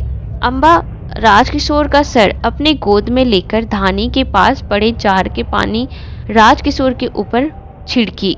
अम्बा अम्बा अम्बा अपने कांपते होठों से पुकारने लगा। अम्बा वो सिवैया ना जाने क्या क्या बुदबुदाने लगा। कोई नहीं, मैं यहाँ आपके पास हूँ राज, आपको किसी से डरने की कोई जरूरत नहीं है, मैं लौट आई हूँ, अम्बा ने विश्वास दिलाते हुए कहा। अम्बा थोड़ी देर यूं ही बैठी रही। जब राजकिशोर ने जवाब फिर से नहीं दिया, उसमें कुछ सुधार उसने नहीं देखा, तो अम्बा ने थोड़ी देर अपने मन में कुछ विचारने लगी। धवल जो अभी तक हिम्मत बांधे रखा था, पहले धानी अब पापा की ऐसी तबीयत उसके धैर्य को तोड़ने के लिए काफी था। अम्बा ने उसे हिम्मत रखने का इशारा किया और राजकिशोर के कानों में धीमे धीमे से कुछ बुदबुदाने लगी। धीरे धीरे राजकिशोर की चेतना लौटने लगी। अम्बा के धीमे स्वर तेज हो गया और धवल को भी स्पष्ट सुनाई देने लगा। नासे रोग हरे सब पीरा, जपत निरंतर हनुमत बीरा। अब धवल भी माँ के स्वर से स्वर मिलाकर जोर से बोलने लगा। थोड़ी देर बाद राजकिशोर पहले की तरह सामान्य होकर उठ बैठा, लेकिन अम्बा पर नजर पड़ते ही फफक पड़ा। अम्बा उसे अपने सीने से लगाए उसका संबल बनी। अम्बा जानती थी राजकिशोर के साथ कुछ तो गलत हुआ है, जो इनकी दशा ऐसी हो गई है। प्यार से राजकिशोर के सर को सहलाते हुए खुद को संभाले हुए राजकिशोर से कहती है, खुद को संभालिए राजकिशोर जी, मैं आ गई हूँ। गहरी सांस लेकर मौन हो गई। सविया डायन है अम्बा। राजकिशोर चीख पड़ा। क्या? अम्बा आश्चर्य से राजकिशोर को देखने लगी। राजकिशोर ने पिछली अंधेरी रात की सारी बातें एक सांस में अम्बा को बता दी। अम्बा राजकिशोर पर क्या क्या बीती होगी सोचकर सिहर उठी। मन ही मन भगवान को सुमिरन कर उसे धन्यवाद दिया और आगे उस डायन से लड़ने की शक्ति देने का आशीर्वाद मांग लिया। अम्बा राजकिशोर को संभालना तो चाहती थी, लेकिन अभी बच्चों पर भी ध्यान देना ज्यादा जरूरी था। सबसे पहले धानी को अस्पताल से घर लेकर चलते हैं, के बाद हम उस डायन से लड़ते हैं और उसका इलाज ढूंढते हैं। अम्बा मन ही मन सोचकर धानी के डॉक्टर से मिलने पहुंची। कुछ देर बाद अस्पताल की सारी औपचारिकता पूरा कर धानी के पास वापस पहुंची। धानी स्वस्थ तो थी, लेकिन माँ को देखकर भावुक हो गई। अम्बा ने उसे थोड़ा प्यार दुलार किया। अब चारों अपने घर को वापस लौट चले। अम्बा अपने घर के द्वार पर पहुंचते ही चौकन्ना हो गई। धवल ने अम्बा को अभिमंत्रित कपूर हाथ में दिया। माँ पुजारी बाबा ने इसे अपने घर के द्वार पर जलाने को कहा था, जिससे काली शक्तियाँ हमारे घर के आसपास भी नहीं भटकेगी। राजकिशोर झट से घर के मंदिर से दिया सलाई ले आया। अम्बा ने जैसे ही कपूर को जलाना चाहा, कपूर काला कोयला सा हो गया। अम्बा भय से कांप उठी। अभी कुछ सोचने का समय नहीं था। अभी घर में से पांव रखना खतरे से खाली नहीं था, लेकिन अम्बा डरने वालों में से नहीं थी। डायन के आगे हार मानकर अपने परिवार के सुख में आग लगाने वाले में से नहीं थी। अभी अपने विचारों में खोई कुछ सोच ही रही थी। अचानक एक बड़ा सा बिलाड़ आ धमका। जोर जोर से म्याऊं की डरावनी आवाज निकालने लगे। धवल और धानी दोनों अम्बा से लिपट गए। राजकिशोर अम्बा का हाथ थामे कुछ सोचता, उससे पहले बिलाड़ द्वार पर कुंडली लगाकर बैठ गई। अपनी खा जाने वाली गुर्रेली आंखों से डरे सहमे चारों पर नजर गड़ाकर घूरने लगी। अपनी मुसीबत का हल खुद निकालना बेहतर है। अम्बा मन ही मन निश्चय कर ली। ये डायन बड़ी दोगली किस्म की होती है। जिस घर में नजर गड़ा लेती है, वहाँ अपना डेरा जमाकर उसका सुख चैन सब छीन लेती है। इनमें रूप बदलने की अद्भुत कला होती है। राजकिशोर ने डरते डरते अम्बा से कहा, दिन के उजाले में भगवान का वास होता है। उजाले में कोई काली शक्ति हमारा कुछ नहीं बिगाड़ सकती है। चलो मैया के दरबार में, मैया फैसला करेगी। जय हो मैया की। अम्बा ने मैया का जयकारा लगाया और काली मंदिर की तरफ जाने को मुड़ी, पर कुछ सोचकर अपने घर के दरवाजे पर बैठे बिलाड़ को ललकारते हुए बोली, अपनी जान की सलामती चाहती है तो तू अभी इस द्वार से दूर चली जा, वरना तेरा अंजाम बहुत बुरा होगा। बिलाड़ ने अपने दोनों पंजे आगे किया और राजकिशोर की ओर झपटा मारा। अम्बा फुर्ती से गायत्री मंत्र का ऊंचे स्वर में उच्चारण करते हुए राजकिशोर के आगे आकर खड़ी हो गई। बिलाड़ के पंजे से हल्की सी खरोच आई और बिलाड़ ना जाने कौन सी दिव्य शक्ति देख लिया, अपनी जान बचाकर भाग खड़ा हुआ। अम्बा जाती कहाँ है दोगली, दोस्त के पीठ पर छुरा भोंककर दुम दबाकर भाग रही है। आ टकरा मुझसे।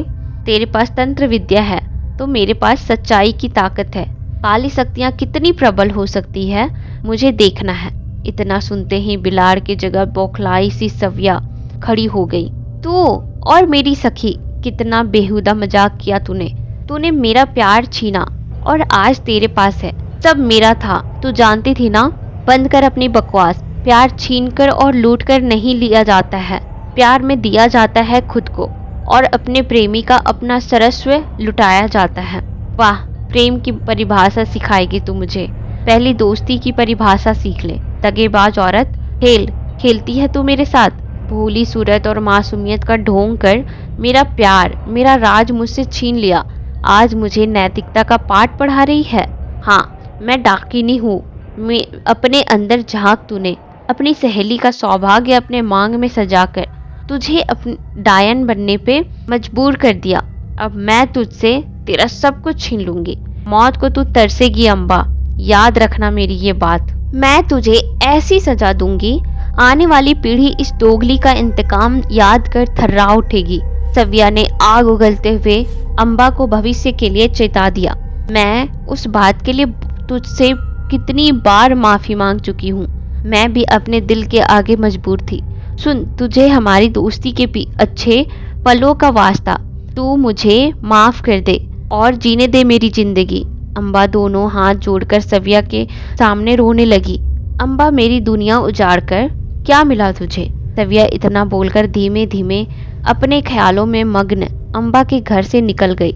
चुपचाप सड़क के बीचों बीच अपने सुध-बुध खोए चली जा रही थी। उसके कानों में अम्बा की हंसी, उसका सव्या कह ठहाका लगाती बेपरवाही हंसी गूंजने लगी। अम्बा ने ऐसा क्या किया जो सव्या डायन बनने को मजबूर हो गई? सव्या अपना सुध-बुध खोए सड़क पर चले जा रही थी। सव्या की कमजोरी ही अम्बा थी। उसकी आंसू आज भी क्यों मुझे हमेशा कमजोर बना जाते हैं। मैं डायन हूँ।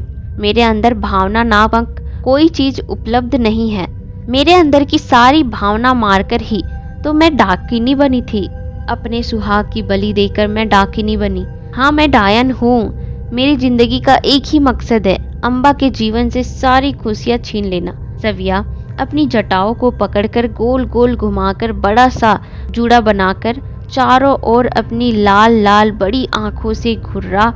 अचानक से तेजी से सव्या आती जाती गाड़ियों के बीच तेजी से चलने लगी। चलते चलते अतीत की गलियारों में अपने आप गोता लगाने लगी। यह स्मृतियां ही तो उसकी सगी थी। इस स्वार्थी दुनिया में सब छल था उसके लिए। बिना स्मृति इंसान मृत समान है। ये यादें ही तो मुस्कान है। गम और इंतकाम का ज्वलंत उदाहरण था उसके अभिशापित जीवन का। ये सव्या ऐसी तो नहीं थी। आज की सव्या बीते कल की सिया थी, जिसके सर पर बस एक दादी का साया था। बाकी इस जगत में कहने के लिए सिर्फ अम्बा और उसका परिवार ही अपना था। दादी सुमन की दुलारी सिया को नाजों से पाला था। उन्होंने सिया को किसी चीज के लिए दबाव नहीं बनाया था। सिया स्वच्छंद ख्यालों की उन्मुक्त चिड़ैया की भांति ही थी। सव्या यानी सिया अपने अतीत के यादों में चली गई। अम्बा और सिया दोनों सहेलियां थी। सहेलियां क्या, दोनों बहनें थी। 12वीं में जब अम्बा ने पूरे जिले में टॉप किया था, पागलों की तरह सिया ने पूरे गांव में मिठाई बांटी थी। अम्बा को MBBS की पढ़ाई करनी थी, सिया को मैनेजमेंट की। अम्बा MBBS में एडमिशन की प्रवेश परीक्षा की तैयारी करने लगी और सिया ने BBA में एडमिशन ले लिया। दोनों ने भरे मन से विदा किया था। सिया ने अम्बा को कहा था, दोस्त कभी अलविदा ना कहना। अम्बा ने भी वादा किया, मैं तुम्हें छोड़कर कभी नहीं जाऊंगी। 1 साल निकल गया पर अम्बा MBBS की प्रवेश परीक्षा पास नहीं कर पाई। अम्बा पर जुनून सवार था MBBS करने का।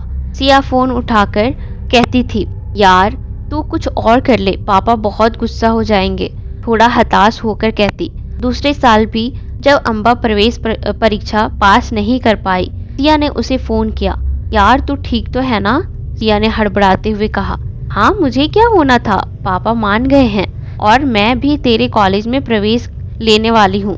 अम्बा ने चहकते हुए बताया, थैंक गॉड तू ठीक है, मैंने अभी बहुत बुरा सपना देखा। सिया ने रोते हुए पिया से कहा, पागल, मैं तुझे कभी भी अलविदा नहीं कहूँगी। क्या हुआ जो मैं डॉक्टर नहीं बन पाई? सबकी बहुत उम्मीदें थी मुझसे, वो उम्मीदें मैं अब भी पूरा कर सकती हूँ। अम्बा ने बड़े विश्वास के साथ कहा, तू देखना एक दिन मेरे कामयाबी पर सिया फिर से मिठाई पूरे गांव में बांटेगी। अम्बा ने हंसते हुए कहा, तू सही कह रही है अम्बा, तू मुझे कभी अलविदा नहीं कहेगी। सिया ने फोन रख दिया। सिया ने भगवान को धन्यवाद किया और सोचने लगी। अम्बा सही समय पर संभल गई। जिंदगी को बेहतरीन बनाने के लिए एक ही रास्ता नहीं है, बहुत से द्वार खुले हैं। बस हिम्मत होनी चाहिए, कुछ और कर लेंगे यार, जान है तो जहान है। सिया और अम्बा कॉलेज में सीनियर और जूनियर की जोड़ी बनकर कॉलेज में धूम मचाने लगे। धीरे धीरे दोनों की दोस्ती पूरे कॉलेज में मशहूर हो गई। अब सब कुछ ठीक चल रहा था। सिया का एक दिन कॉलेज प्लेसमेंट में जॉब हो गई। सिया और अम्बा एक बार फिर अलग हो गए। सिया के जॉब के बाद भी अम्बा के प्रति प्रेम और व्यवहार नहीं बदला। इधर सुमन दादी सिया का विवाह अपने मरने से पहले कर देना चाहती थी। सिया शादी के लिए तैयार नहीं थी, लेकिन दादी की खुशी के लिए हामी भर दी। कुछ दिनों बाद राजकिशोर का रिश्ता सिया के लिए आया। इधर अम्बा की जॉब नहीं हुई थी। अम्बा भी सिया के पास रुकी हुई थी। राजकिशोर से मिलने अम्बा और सिया साथ पहुंची। राजकिशोर को सिया पहली नजर में पसंद आ गई। राजकिशोर एक बहुत बड़े घराने का इकलौता वारिस था। सिया और राजकिशोर की सगाई हो गई थी और शादी 4 महीने बाद होनी थी। इधर अम्बा राजकिशोर और सिया के पीठ पीछे अपना प्रेम प्रसंग शुरू कर दिया। सुमन दादी ने सिया को आगाह करने की कोशिश की। सिया का अम्बा पर अटूट विश्वास था। एक बार दादी को गुस्सा कर सकती थी, लेकिन उसकी दोस्ती अम्बा गलत नहीं हो सकती थी। अब विवाह का दिन भी आ गया। सिया सुर्ख लाल जोड़े में सजी संवरी अपनी सहेली अम्बा का इंतजार कर रही थी। उसके आंखों में इंतजार के साथ साथ अपने भावी पति के साथ आने वाली जिंदगी के हसीन ख्वाब भी बुन रही थी। ना बारात आई और ना उसकी सहेली अम्बा। सिया का मन घबरा रहा था। दादी ने राजकिशोर के घर फोन कर पता लगाया। वहां तो दुल्हन के स्वागत की तैयारी चल रही थी। सुमन दादी को बड़ा धक्का लगा। मेरी सिया दुल्हन बनी बारात का इंतजार कर रही है, वहां दुल्हन के स्वागत की तैयारी हो रही है। सिया के आंखों के आगे अंधेरा छा गया। हुआ क्या था उसके साथ? राजकिशोर उसके साथ ऐसा कैसे कर सकता है? मेरे प्यार में या मुझ में कोई कमी थी? राजकिशोर को बताना होगा। मैं चुपचाप नहीं बैठने वाली। अगर कोई और पसंद थी, मुझे बताना चाहिए था उसे। यूं सरेआम मेरी बेइज्जती कर किशोर को क्या मिला? अपने मन में सवालों की भारी सी गठरी लेकर सिया राजकिशोर के घर के दरवाजे पर पहुंच गई। राजकिशोर के माँ पिताजी ने अपनी मजबूरी जता दी। दोनों उसके आगे हाथ जोड़कर माफी मांगने लगे। सिया ने उनके हाथ पकड़कर उन्हें ऐसा करने को नहीं कहा। आपकी गलती तो है ही नहीं, राजकिशोर की भी गलती नहीं है। उसे मुझे अपने प्यार के बारे में बता दिया होता, मैं खुशी खुशी उसके प्यार के लिए अपनी सगाई तोड़ देती। मेरी और मेरी दादी की समाज में इतनी बदनामी नहीं हुई होती। इतना कहते कहते सिया रो पड़ी। सिया राजकिशोर के माता पिता से बात कर ही रही थी कि माफी किस बात की सिया, मैंने प्यार किया और मैंने शादी भी की। अब तुम बताओ, कोई गुनाह तो नहीं किया ना मैंने? सिया यह सुनते ही पीछे मुड़ी तो यह आवाज राजकिशोर के थे, जो भारी भरकम एक पुरुष की आवाज में सामने से बेशर्मी से खड़ा होकर सिया को जवाब दे रहा था। सिया राजकिशोर को अवाक देते देखते रह गई। सिया वहां से जाने को हुई, लेकिन उसकी नजर राजकिशोर के पीछे से आती हुई अम्बा पर पड़ी। सिया को झटका सा लगा। सिया वहीं फर्श पर धड़ाम से गिर गई। जब होश में आई तो अपनी दादी के पास खुद को पाया। वह बेहोश पड़ी हुई थी। आस विश्वास की डोर सभी छूट गए। जिसे अपनों से भी ज्यादा चाहा वो एक शख्स जिसे चींटी भी काट ले तो सबसे ज्यादा दर्द सिया को होता है। अम्बा ने ऐसा उसके साथ क्यों किया? इस सवाल का जवाब सिया के पास नहीं था। दादी सिया को ही कसूरवार ठहरा रही थी। सिया किसे कसूरवार ठहराती? ठगी तो वो हो ही गई थी। उसकी दोस्ती सरेआम नीलाम हुई थी। सिया के पास कई सवाल थे जिसका जवाब ना सिया को मिल रहे थे और ना ही उसका जवाब देने वाला कोई उसे आ रहा था। पीठ पे उसके छुरा घोंप पर अम्बा अपनी दुनिया में मस्त थी। उसे परवाह कहाँ थी? उसकी दोस्ती यूं ही नीलाम हो गई। सुख दुख की साथी बनने वाली आज उसको आंसू देकर उसके आंसू पोंछने तक जरूरी नहीं समझा। दिन बीतने लगे।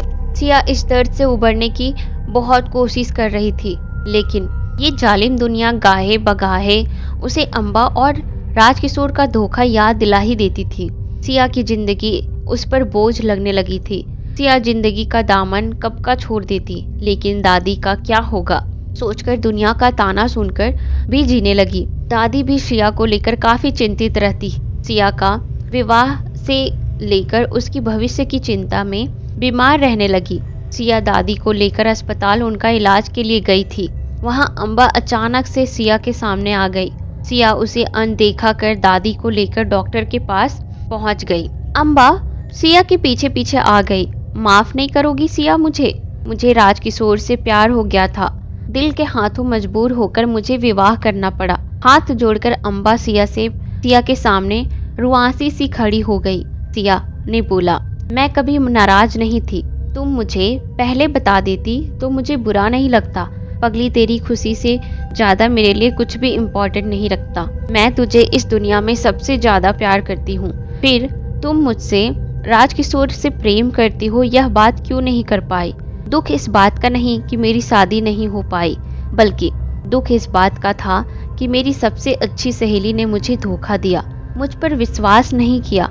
एक बार तुम बोलती, मैं हंसते हंसते राज और तुम्हारी शादी करवा देती। सिया भी सिसकने लगी। अम्बा आगे बढ़कर माफी मांग सिया के गले लग गई। अब दोनों एक दूसरे से गले लगकर फूट फूट कर रोने लगे। अब सभी ठीक थे। अब सब कुछ ठीक हो जाएगा। तू लौट आई है ना। मेरी दोस्ती मेरी जिंदगी की सबसे बड़ी दौलत है। इसकी बदौलत ही मैं दुनिया से जंग लड़ सकती हूँ। सिया ने सिसकते हुए कहा, हाँ, मैं लौट आई हूँ अपनी दोस्त की सुनी जिंदगी को संवारने, बेरंग सी जिंदगी में फिर से रंग भरने। कह दोनों सहेलियां मुस्कुरा उठी। कुछ दिनों दोनों मिलते जुलते रहे। उसके बाद एक दिन अम्बा खुशखबरी सुनाई। दोनों सहेलियां बहुत खुश हुए।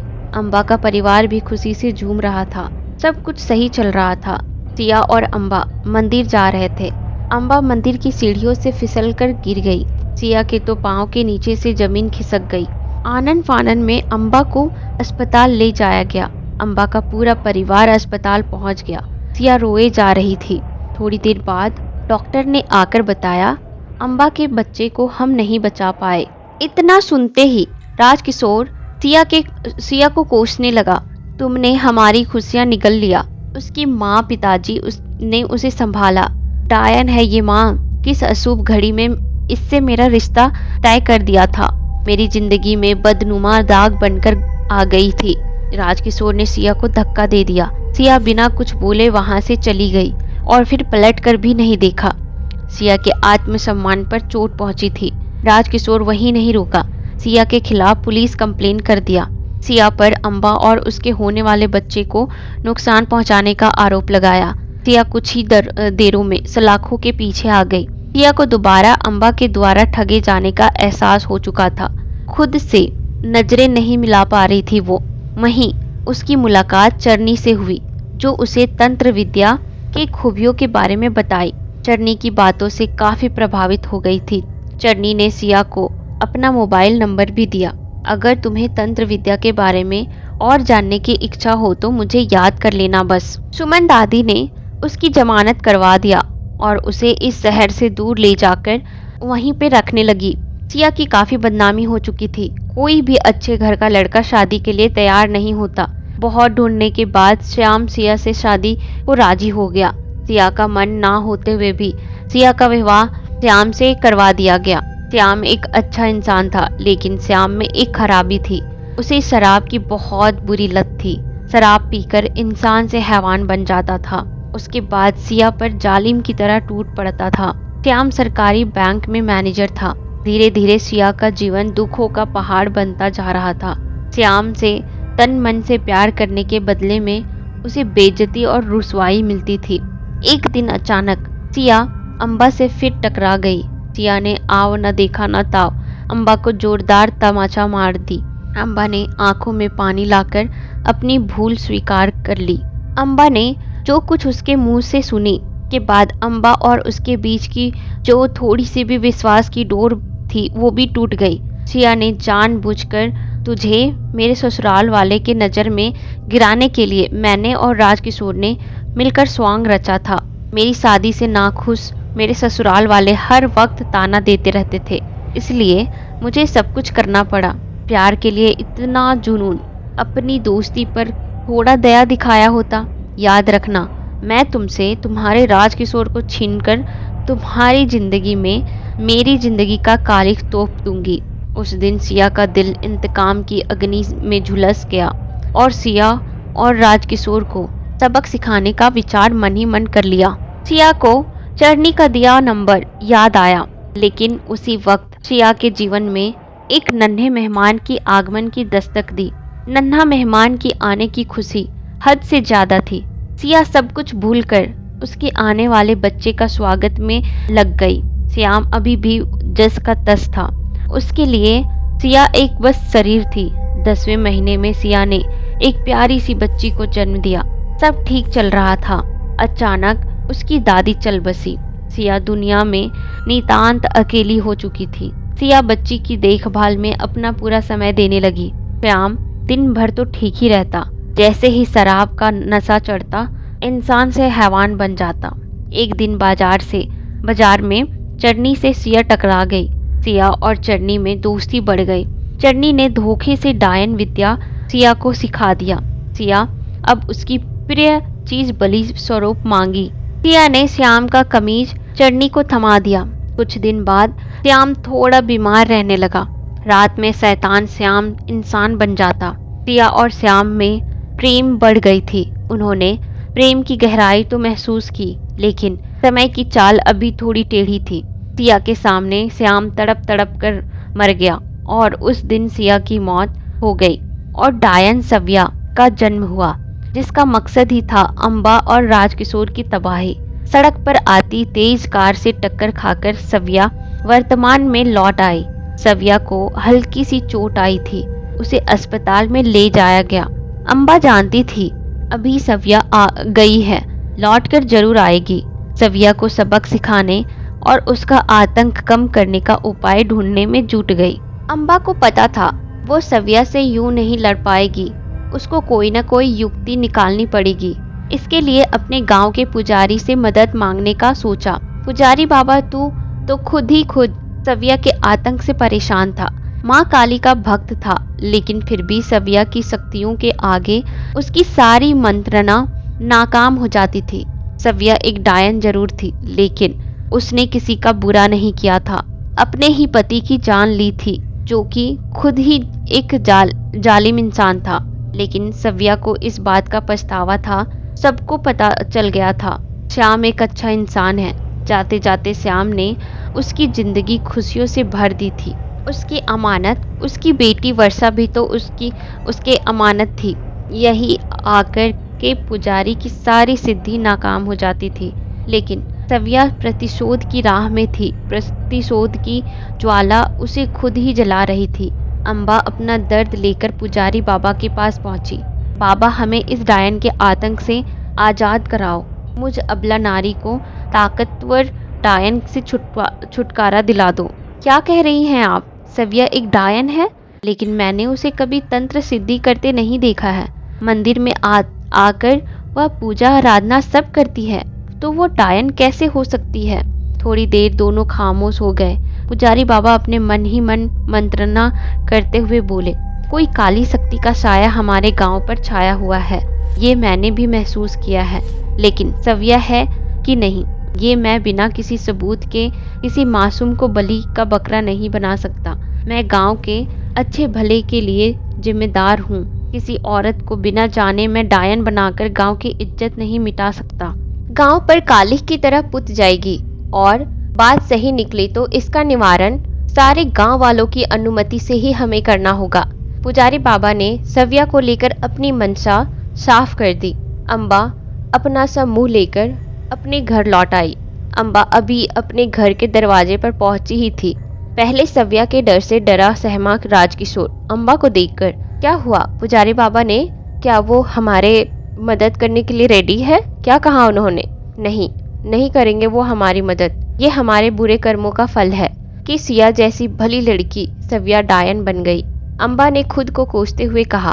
राजकिशोर सर झुकाए चुपचाप खड़ा रहा। अम्बा सीखते हुए कहती है, सब कुछ ठीक तो हो गया था। सिया ने हमें माफ भी कर दिया था। फिर अपने बच्चे को मारने की ड्रामा करने की क्या जरूरत थी? सब ठीक था, उसने हमें माफ भी कर दिया था। तुमने उसे सलाखों के पीछे क्यों भेजा? पता है तुम्हें, बुरी सविया डायन नहीं है। गांव वाले उसे अच्छा समझते हैं। गांव वालों में से कोई भी उसे डायन कह करके नहीं बुलाता। सिर्फ हमें लगता है कि वो डायन है। बस वह हम सबसे प्रतिशोध लेना चाहती है। हमारे पास कोई रास्ता नहीं है। हम अपनी जान की परवाह नहीं कर रहे हैं। मुझे तो बस अपने बच्चों की जान की परवाह है। मैं यह क्यों भूल गई, बुरे काम का बुरा नतीजा ही होता है। बुरा जो मैंने बोया वही तो मैं काट रही हूँ। भगवान की दया मंत्र कब तक काम आएगी। एक न एक दिन अपने सिद्धियों से सविया हम सबको अपना शिकार बना ही लेगी। किशोर कहता है, तुम्हारी बात भी सही है। हम अपने स्वार्थ में इतने अंधे हो गए थे, हम उसे कमजोर समझने का भूल कर बैठे। उसके जीवन में जो बीता उसका हमें भान तक नहीं। इंसान को इतना भी स्वार्थी नहीं होना चाहिए। हमें अपनी जान तो बचानी ही होगी। हमने जिस प्यार के लिए जिस किसी मासूम के अरमानों का बलि चढ़ा दिया, भगवान हमें इसकी सजा देगा। लेकिन सिया की सजा के लिए मैं तैयार नहीं हूँ। सिया से टकराऊंगा मैं। वह गहरी सांस लेते हुए राजकिशोर ने कहा। अम्बा चुपचाप उसकी बातें सुनकर मौन खड़ी अपनी करनी पर शर्मिंदगी महसूस कर रही थी। अम्बा जानती थी सिया एक नेक और बड़े दिल की लड़की है, लेकिन अगर वर्षा उसकी बेटी को अपने कब्जे में कर लूं तो शायद सिया को नियंत्रित करना आसान हो जाएगा। अम्बा के मन में ये सब चल ही रहा था और वह अपने विचार के अकॉर्डिंग एक्शन लेने ही वाली थी और उसके लिए वर्षा या फिर सिया के घर की ओर रुख करने का सोचा। माँ, आपने सव्या चाची के साथ इतना बुरा क्यों किया? उन्होंने इतना बुरा क्यों बना दिया? अब वो हमारी जान की दुश्मन बन गई है। याद है भैया, जब हम पहली बार उनसे मिले थे तो उन्होंने हमें मौसी पुकारने से मना कर दिया था। याद करो भैया, उन्होंने क्या कहा था? हाँ याद है धानी, उन्होंने कहा था बेटा मौसी मतलब माँ जैसी, और मैं तुम्हारी माँ जैसी बिल्कुल भी नहीं हूँ और मैं बन भी नहीं सकती हूँ। अम्बा के आंसू बहने को आतुर थे, लेकिन अपने परिवार को उस दोगली डायन से बचाना ज्यादा जरूरी था। दोगली सव्या थी या अम्बा? प्रश्न चिन्ह बनकर उसके समक्ष खड़ा हो गया। और कितना खुद को कोसती। अब बस बहुत हो गया। अब ये जंग आसुरी शक्ति के खिलाफ मुझे लड़ना ही होगा। मन ही मन निश्चय करके अपने घर से बाहर निकली। उससे पहले अपने दरवाजे पर गायत्री मंत्र उच्चारण करते हुए एक बड़ा सा स्वास्तिक बनाकर थोड़ी देर मन ही मन गायत्री मंत्र का जाप करने लगी। उसके बाद अम्बा वर्षा की खोज में निकल गई। वर्षा अपनी माँ सव्या के पास अस्पताल में मौजूद थे। सव्या की पड़ोसन ने बताया, जो दुर्घटनाग्रस्त होकर अस्पताल में इलाज करवा रहे थे। अम्बा को सव्या के चोटिल होने का बात पता चलते ही खुशी से किशोर को फोन मिलाया। राजकिशोर सव्या डायन अस्पताल में जिंदगी और मौत से लड़ रही है, खुशी से चहकते हुए कहकर फोन काट दिया। राजकिशोर के अंदर का हैवान फिर से जाग उठा और सव्या को सबक पहुंचाने अस्पताल में ही उसकी सांसें रोक देने अपने कुछ गुंडों के साथ जा पहुंचा। राजकिशोर के पहुंचने से पहले अम्बा वर्षा को अपने साथ ले आई थी। इधर राजकिशोर अपने गुंडों के साथ सव्या को मारने पहुंच गया, लेकिन चरनी वहां पहले से पहुंची हुई थी। अपने तंत्र सिद्धि के कारण उसने उनके आगे एक सांप को छोड़ दिया और सांप को देखकर राजकिशोर और उसके गुंडे उस सांप को मारने की कोशिश करने लगा। सांप ने फन फैलाकर उनका रास्ता रोक दिया। सांप का फुफकार एक वातावरण जो आंधी से भरा हुआ था, जिसमें धूल कण उड़ रहे थे। राजकिशोर के आंखों में धूल चली गई, गुंडों के आंखों में भी धूल चली गई, जो वहां सब गिर पड़े और अब सब अपना जान बचाकर वहां से भाग निकले। गुंडे के भागते ही राजकिशोर भी अपना जान बचाकर भाग निकला। चरनी अधमरी सी सव्या को अस्पताल से उठाकर ले आई। अपने तंत्र सिद्धि से उसका उपचार शुरू कर दिया। गोबर के कंडे को जलाकर धूनी किया और उन पर सरसों तेल को गर्म कर भतुआ या फिर भूतिया बाबा के समक्ष उसका उपचार कर दिया। भूतहा बाबा जो काले वस्त्र पहने, सर पर उजली पगड़ी सजाए, हाथ में नुकीली धारदार हथियार को लेकर अपनी बड़ी बड़ी आंखें से अपने भक्तों पर कृपा बरसाने लगे। 1-2 दिन के उपचार से सव्या भली चंगी होकर खड़ी हो गई। सव्या को चरनी ने अम्बा और राजकिशोर की सारी करतूत बता दी। सव्या वर्षा का सोचकर घबरा गई। क्या दोनों दुष्ट मेरी बच्ची को अपनी ढाल बनाने को आतुर है? अपने जंग में मेरी बच्ची को अपनी ढाल बनाना चाहते हैं? मुझे अब डायन की सबसे खतरनाक विधि अब आप सिखा दो। ये बहुत कठिन साधना है सव्या, तुम शायद ये सब सीख नहीं पाओ। हो सकता है तुम्हारी जान डर के मारे चली जाए। मेरी बच्ची के बिना कौन सा मैं जीवित हूँ? मैं मृत के समान ही हूँ। मुझे मेरी बच्ची के लिए कुछ भी करना पड़े मैं करूँगी। इस राजकिशोर और अम्बा को वो सजा दूंगी, उसकी आने वाली 7 पुश्तें भी डायन से दुश्मनी करने का सोच भी ना सके। सोच लो सव्या, ये इतना आसान काम नहीं है। तुम अगर ये विद्या सीख लेती हो तो मैं और भी शक्तिशाली हो जाऊंगी। सिया भूतहा बाबा के समक्ष चरनी को अपना गुरु मानकर तंत्र सिद्धि करने लगी। पूर्णतः सांसानिक साधना 21 दिन का विद्यान करने लगी। शुरू में अगर उसका कोई बुरा करने का सोचता, उसे पहले सव्या बीमार कर देती। उसे भविष्य के घटनाओं का भान होने लगा था। सिद्धि की साधना करते समय पूर्णतः ब्रह्मचर्य का भाव रखी हुई थी। गुरु आज्ञा लेकर उद्यम मुहूर्त में यह साधना शुरू कर सकती थी।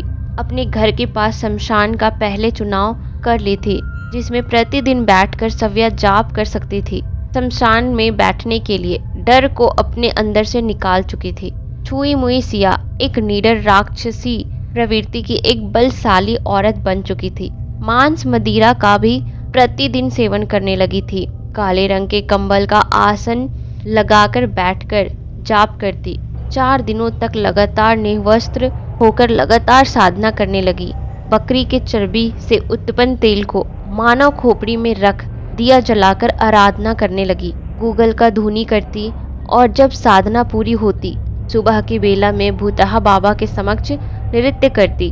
धीरे धीरे 21 दिन बीत गए और सव्या ने सबसे पहले गांव के ही व्यक्ति के बकरे को अपने वश में कर लिया और उसे अपने पास शमशान में बुलाकर उसका बुतहा बाबा के समक्ष उसका बलि चढ़ाया और उसके बाद उसका खून पी गई। सव्या को चरनी ने बहुत मुबारकबाद दिया और ठहाका लगाकर हंसने लगी।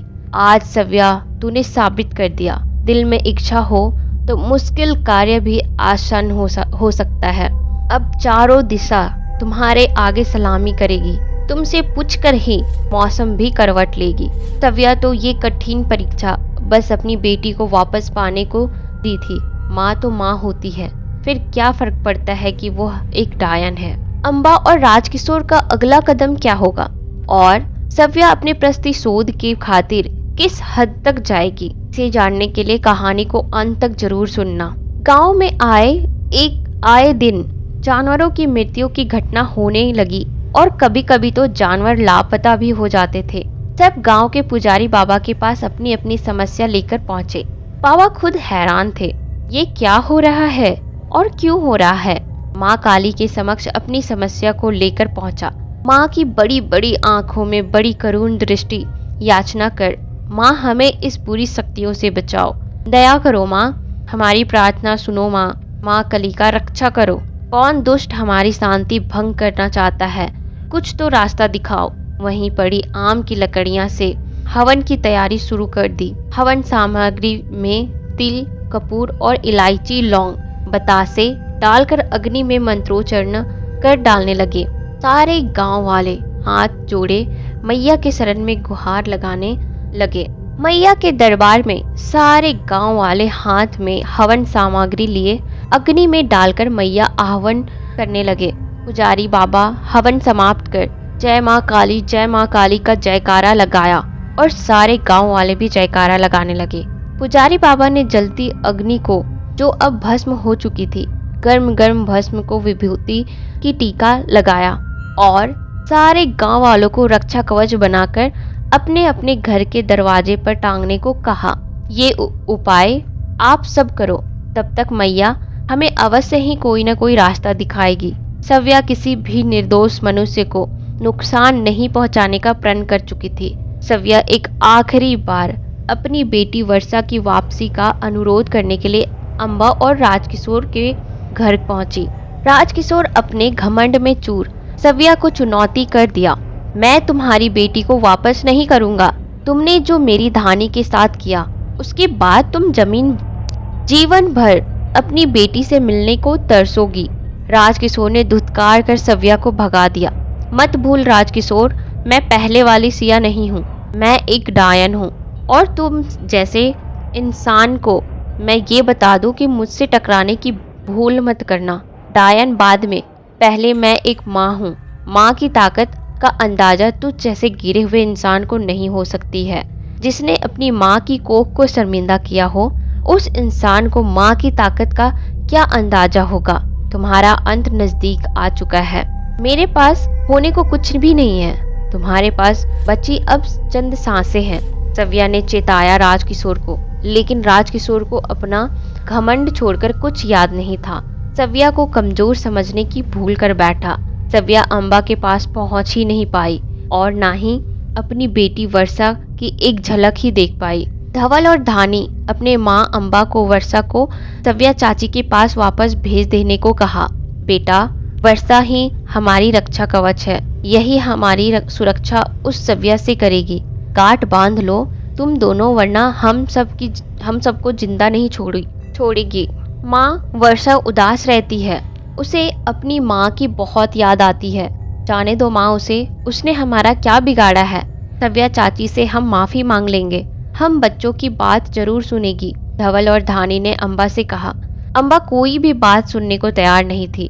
इधर अमावस्या आने को थी। अम्बा ने अमावस्या की रात राजकिशोर की मौत की रात सुनिश्चित कर रखी थी। अमावस्या के कुछ दिन पहले सव्या सुंदर स्त्री का रूप धारण कर राजकिशोर पर डोरे डालना शुरू कर दिया।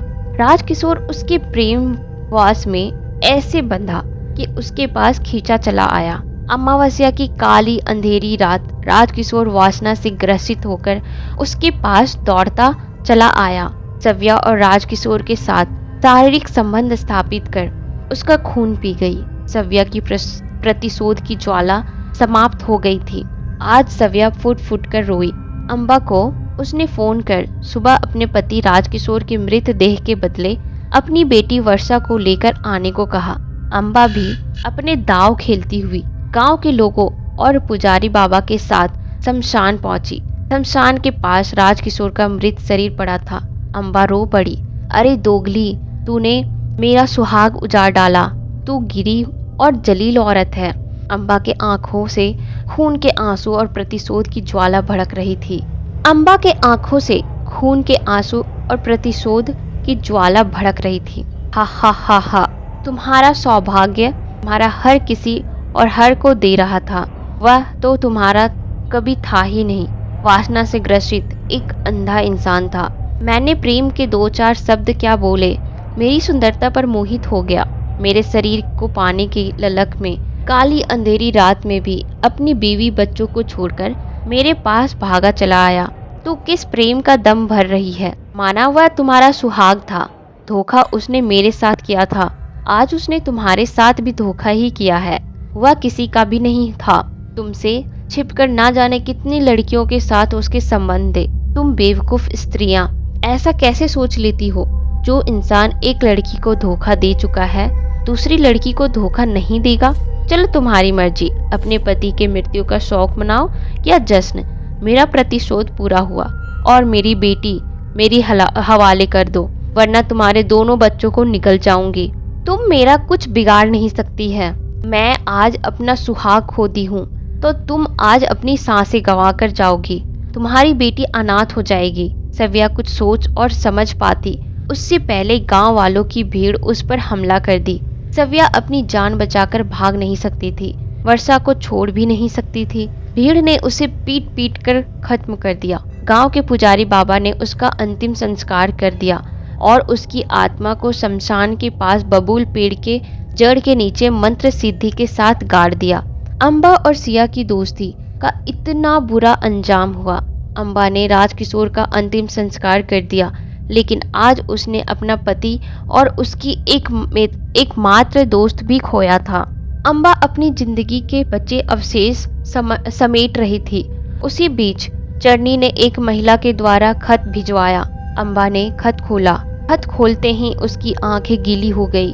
मेरी जान, अजीज अम्बा, तुमने मुझसे सब कुछ छीन लिया और मैंने तुमसे तुम्हारा सब कुछ, हिसाब बराबर हुआ। तो अब मेरी अंतिम इच्छा है मेरी वर्षा को सिया की तरह बनाना और उसकी परवरिश तुम अपने हाथों से करना। मैं बहुत मैली हो गई थी, इसलिए मैंने मौत का रास्ता चुना। पहला और आखिरी एहसान मुझ पर कर दो, वर्षा को माँ का प्यार देना। तुम्हारी सिया। अम्बा ने दूर खड़ी वर्षा को सीने से लगाकर अपने पश्चाताप के रास्ते को चुना। वर्षा के रूप में उसकी सिया उसके पास आ गई थी। ये कहानी आपको कैसी लगी मुझे कमेंट सेक्शन में ज़रूर बताना, और इसे जितना चाहो उतना आप शेयर कर सको ताकि लोग भी इससे कुछ सीख पाए। एंड ये कहानी का दूसरा पार्ट है। अगर आप इसका पहला पार्ट नहीं सुने हो तो आप पहले मेरे चैनल को सब्सक्राइब करो, तभी आप इसका दूसरा पार्ट सुन सकते हो और तभी यह कहानी आपको समझ में भी आएगी।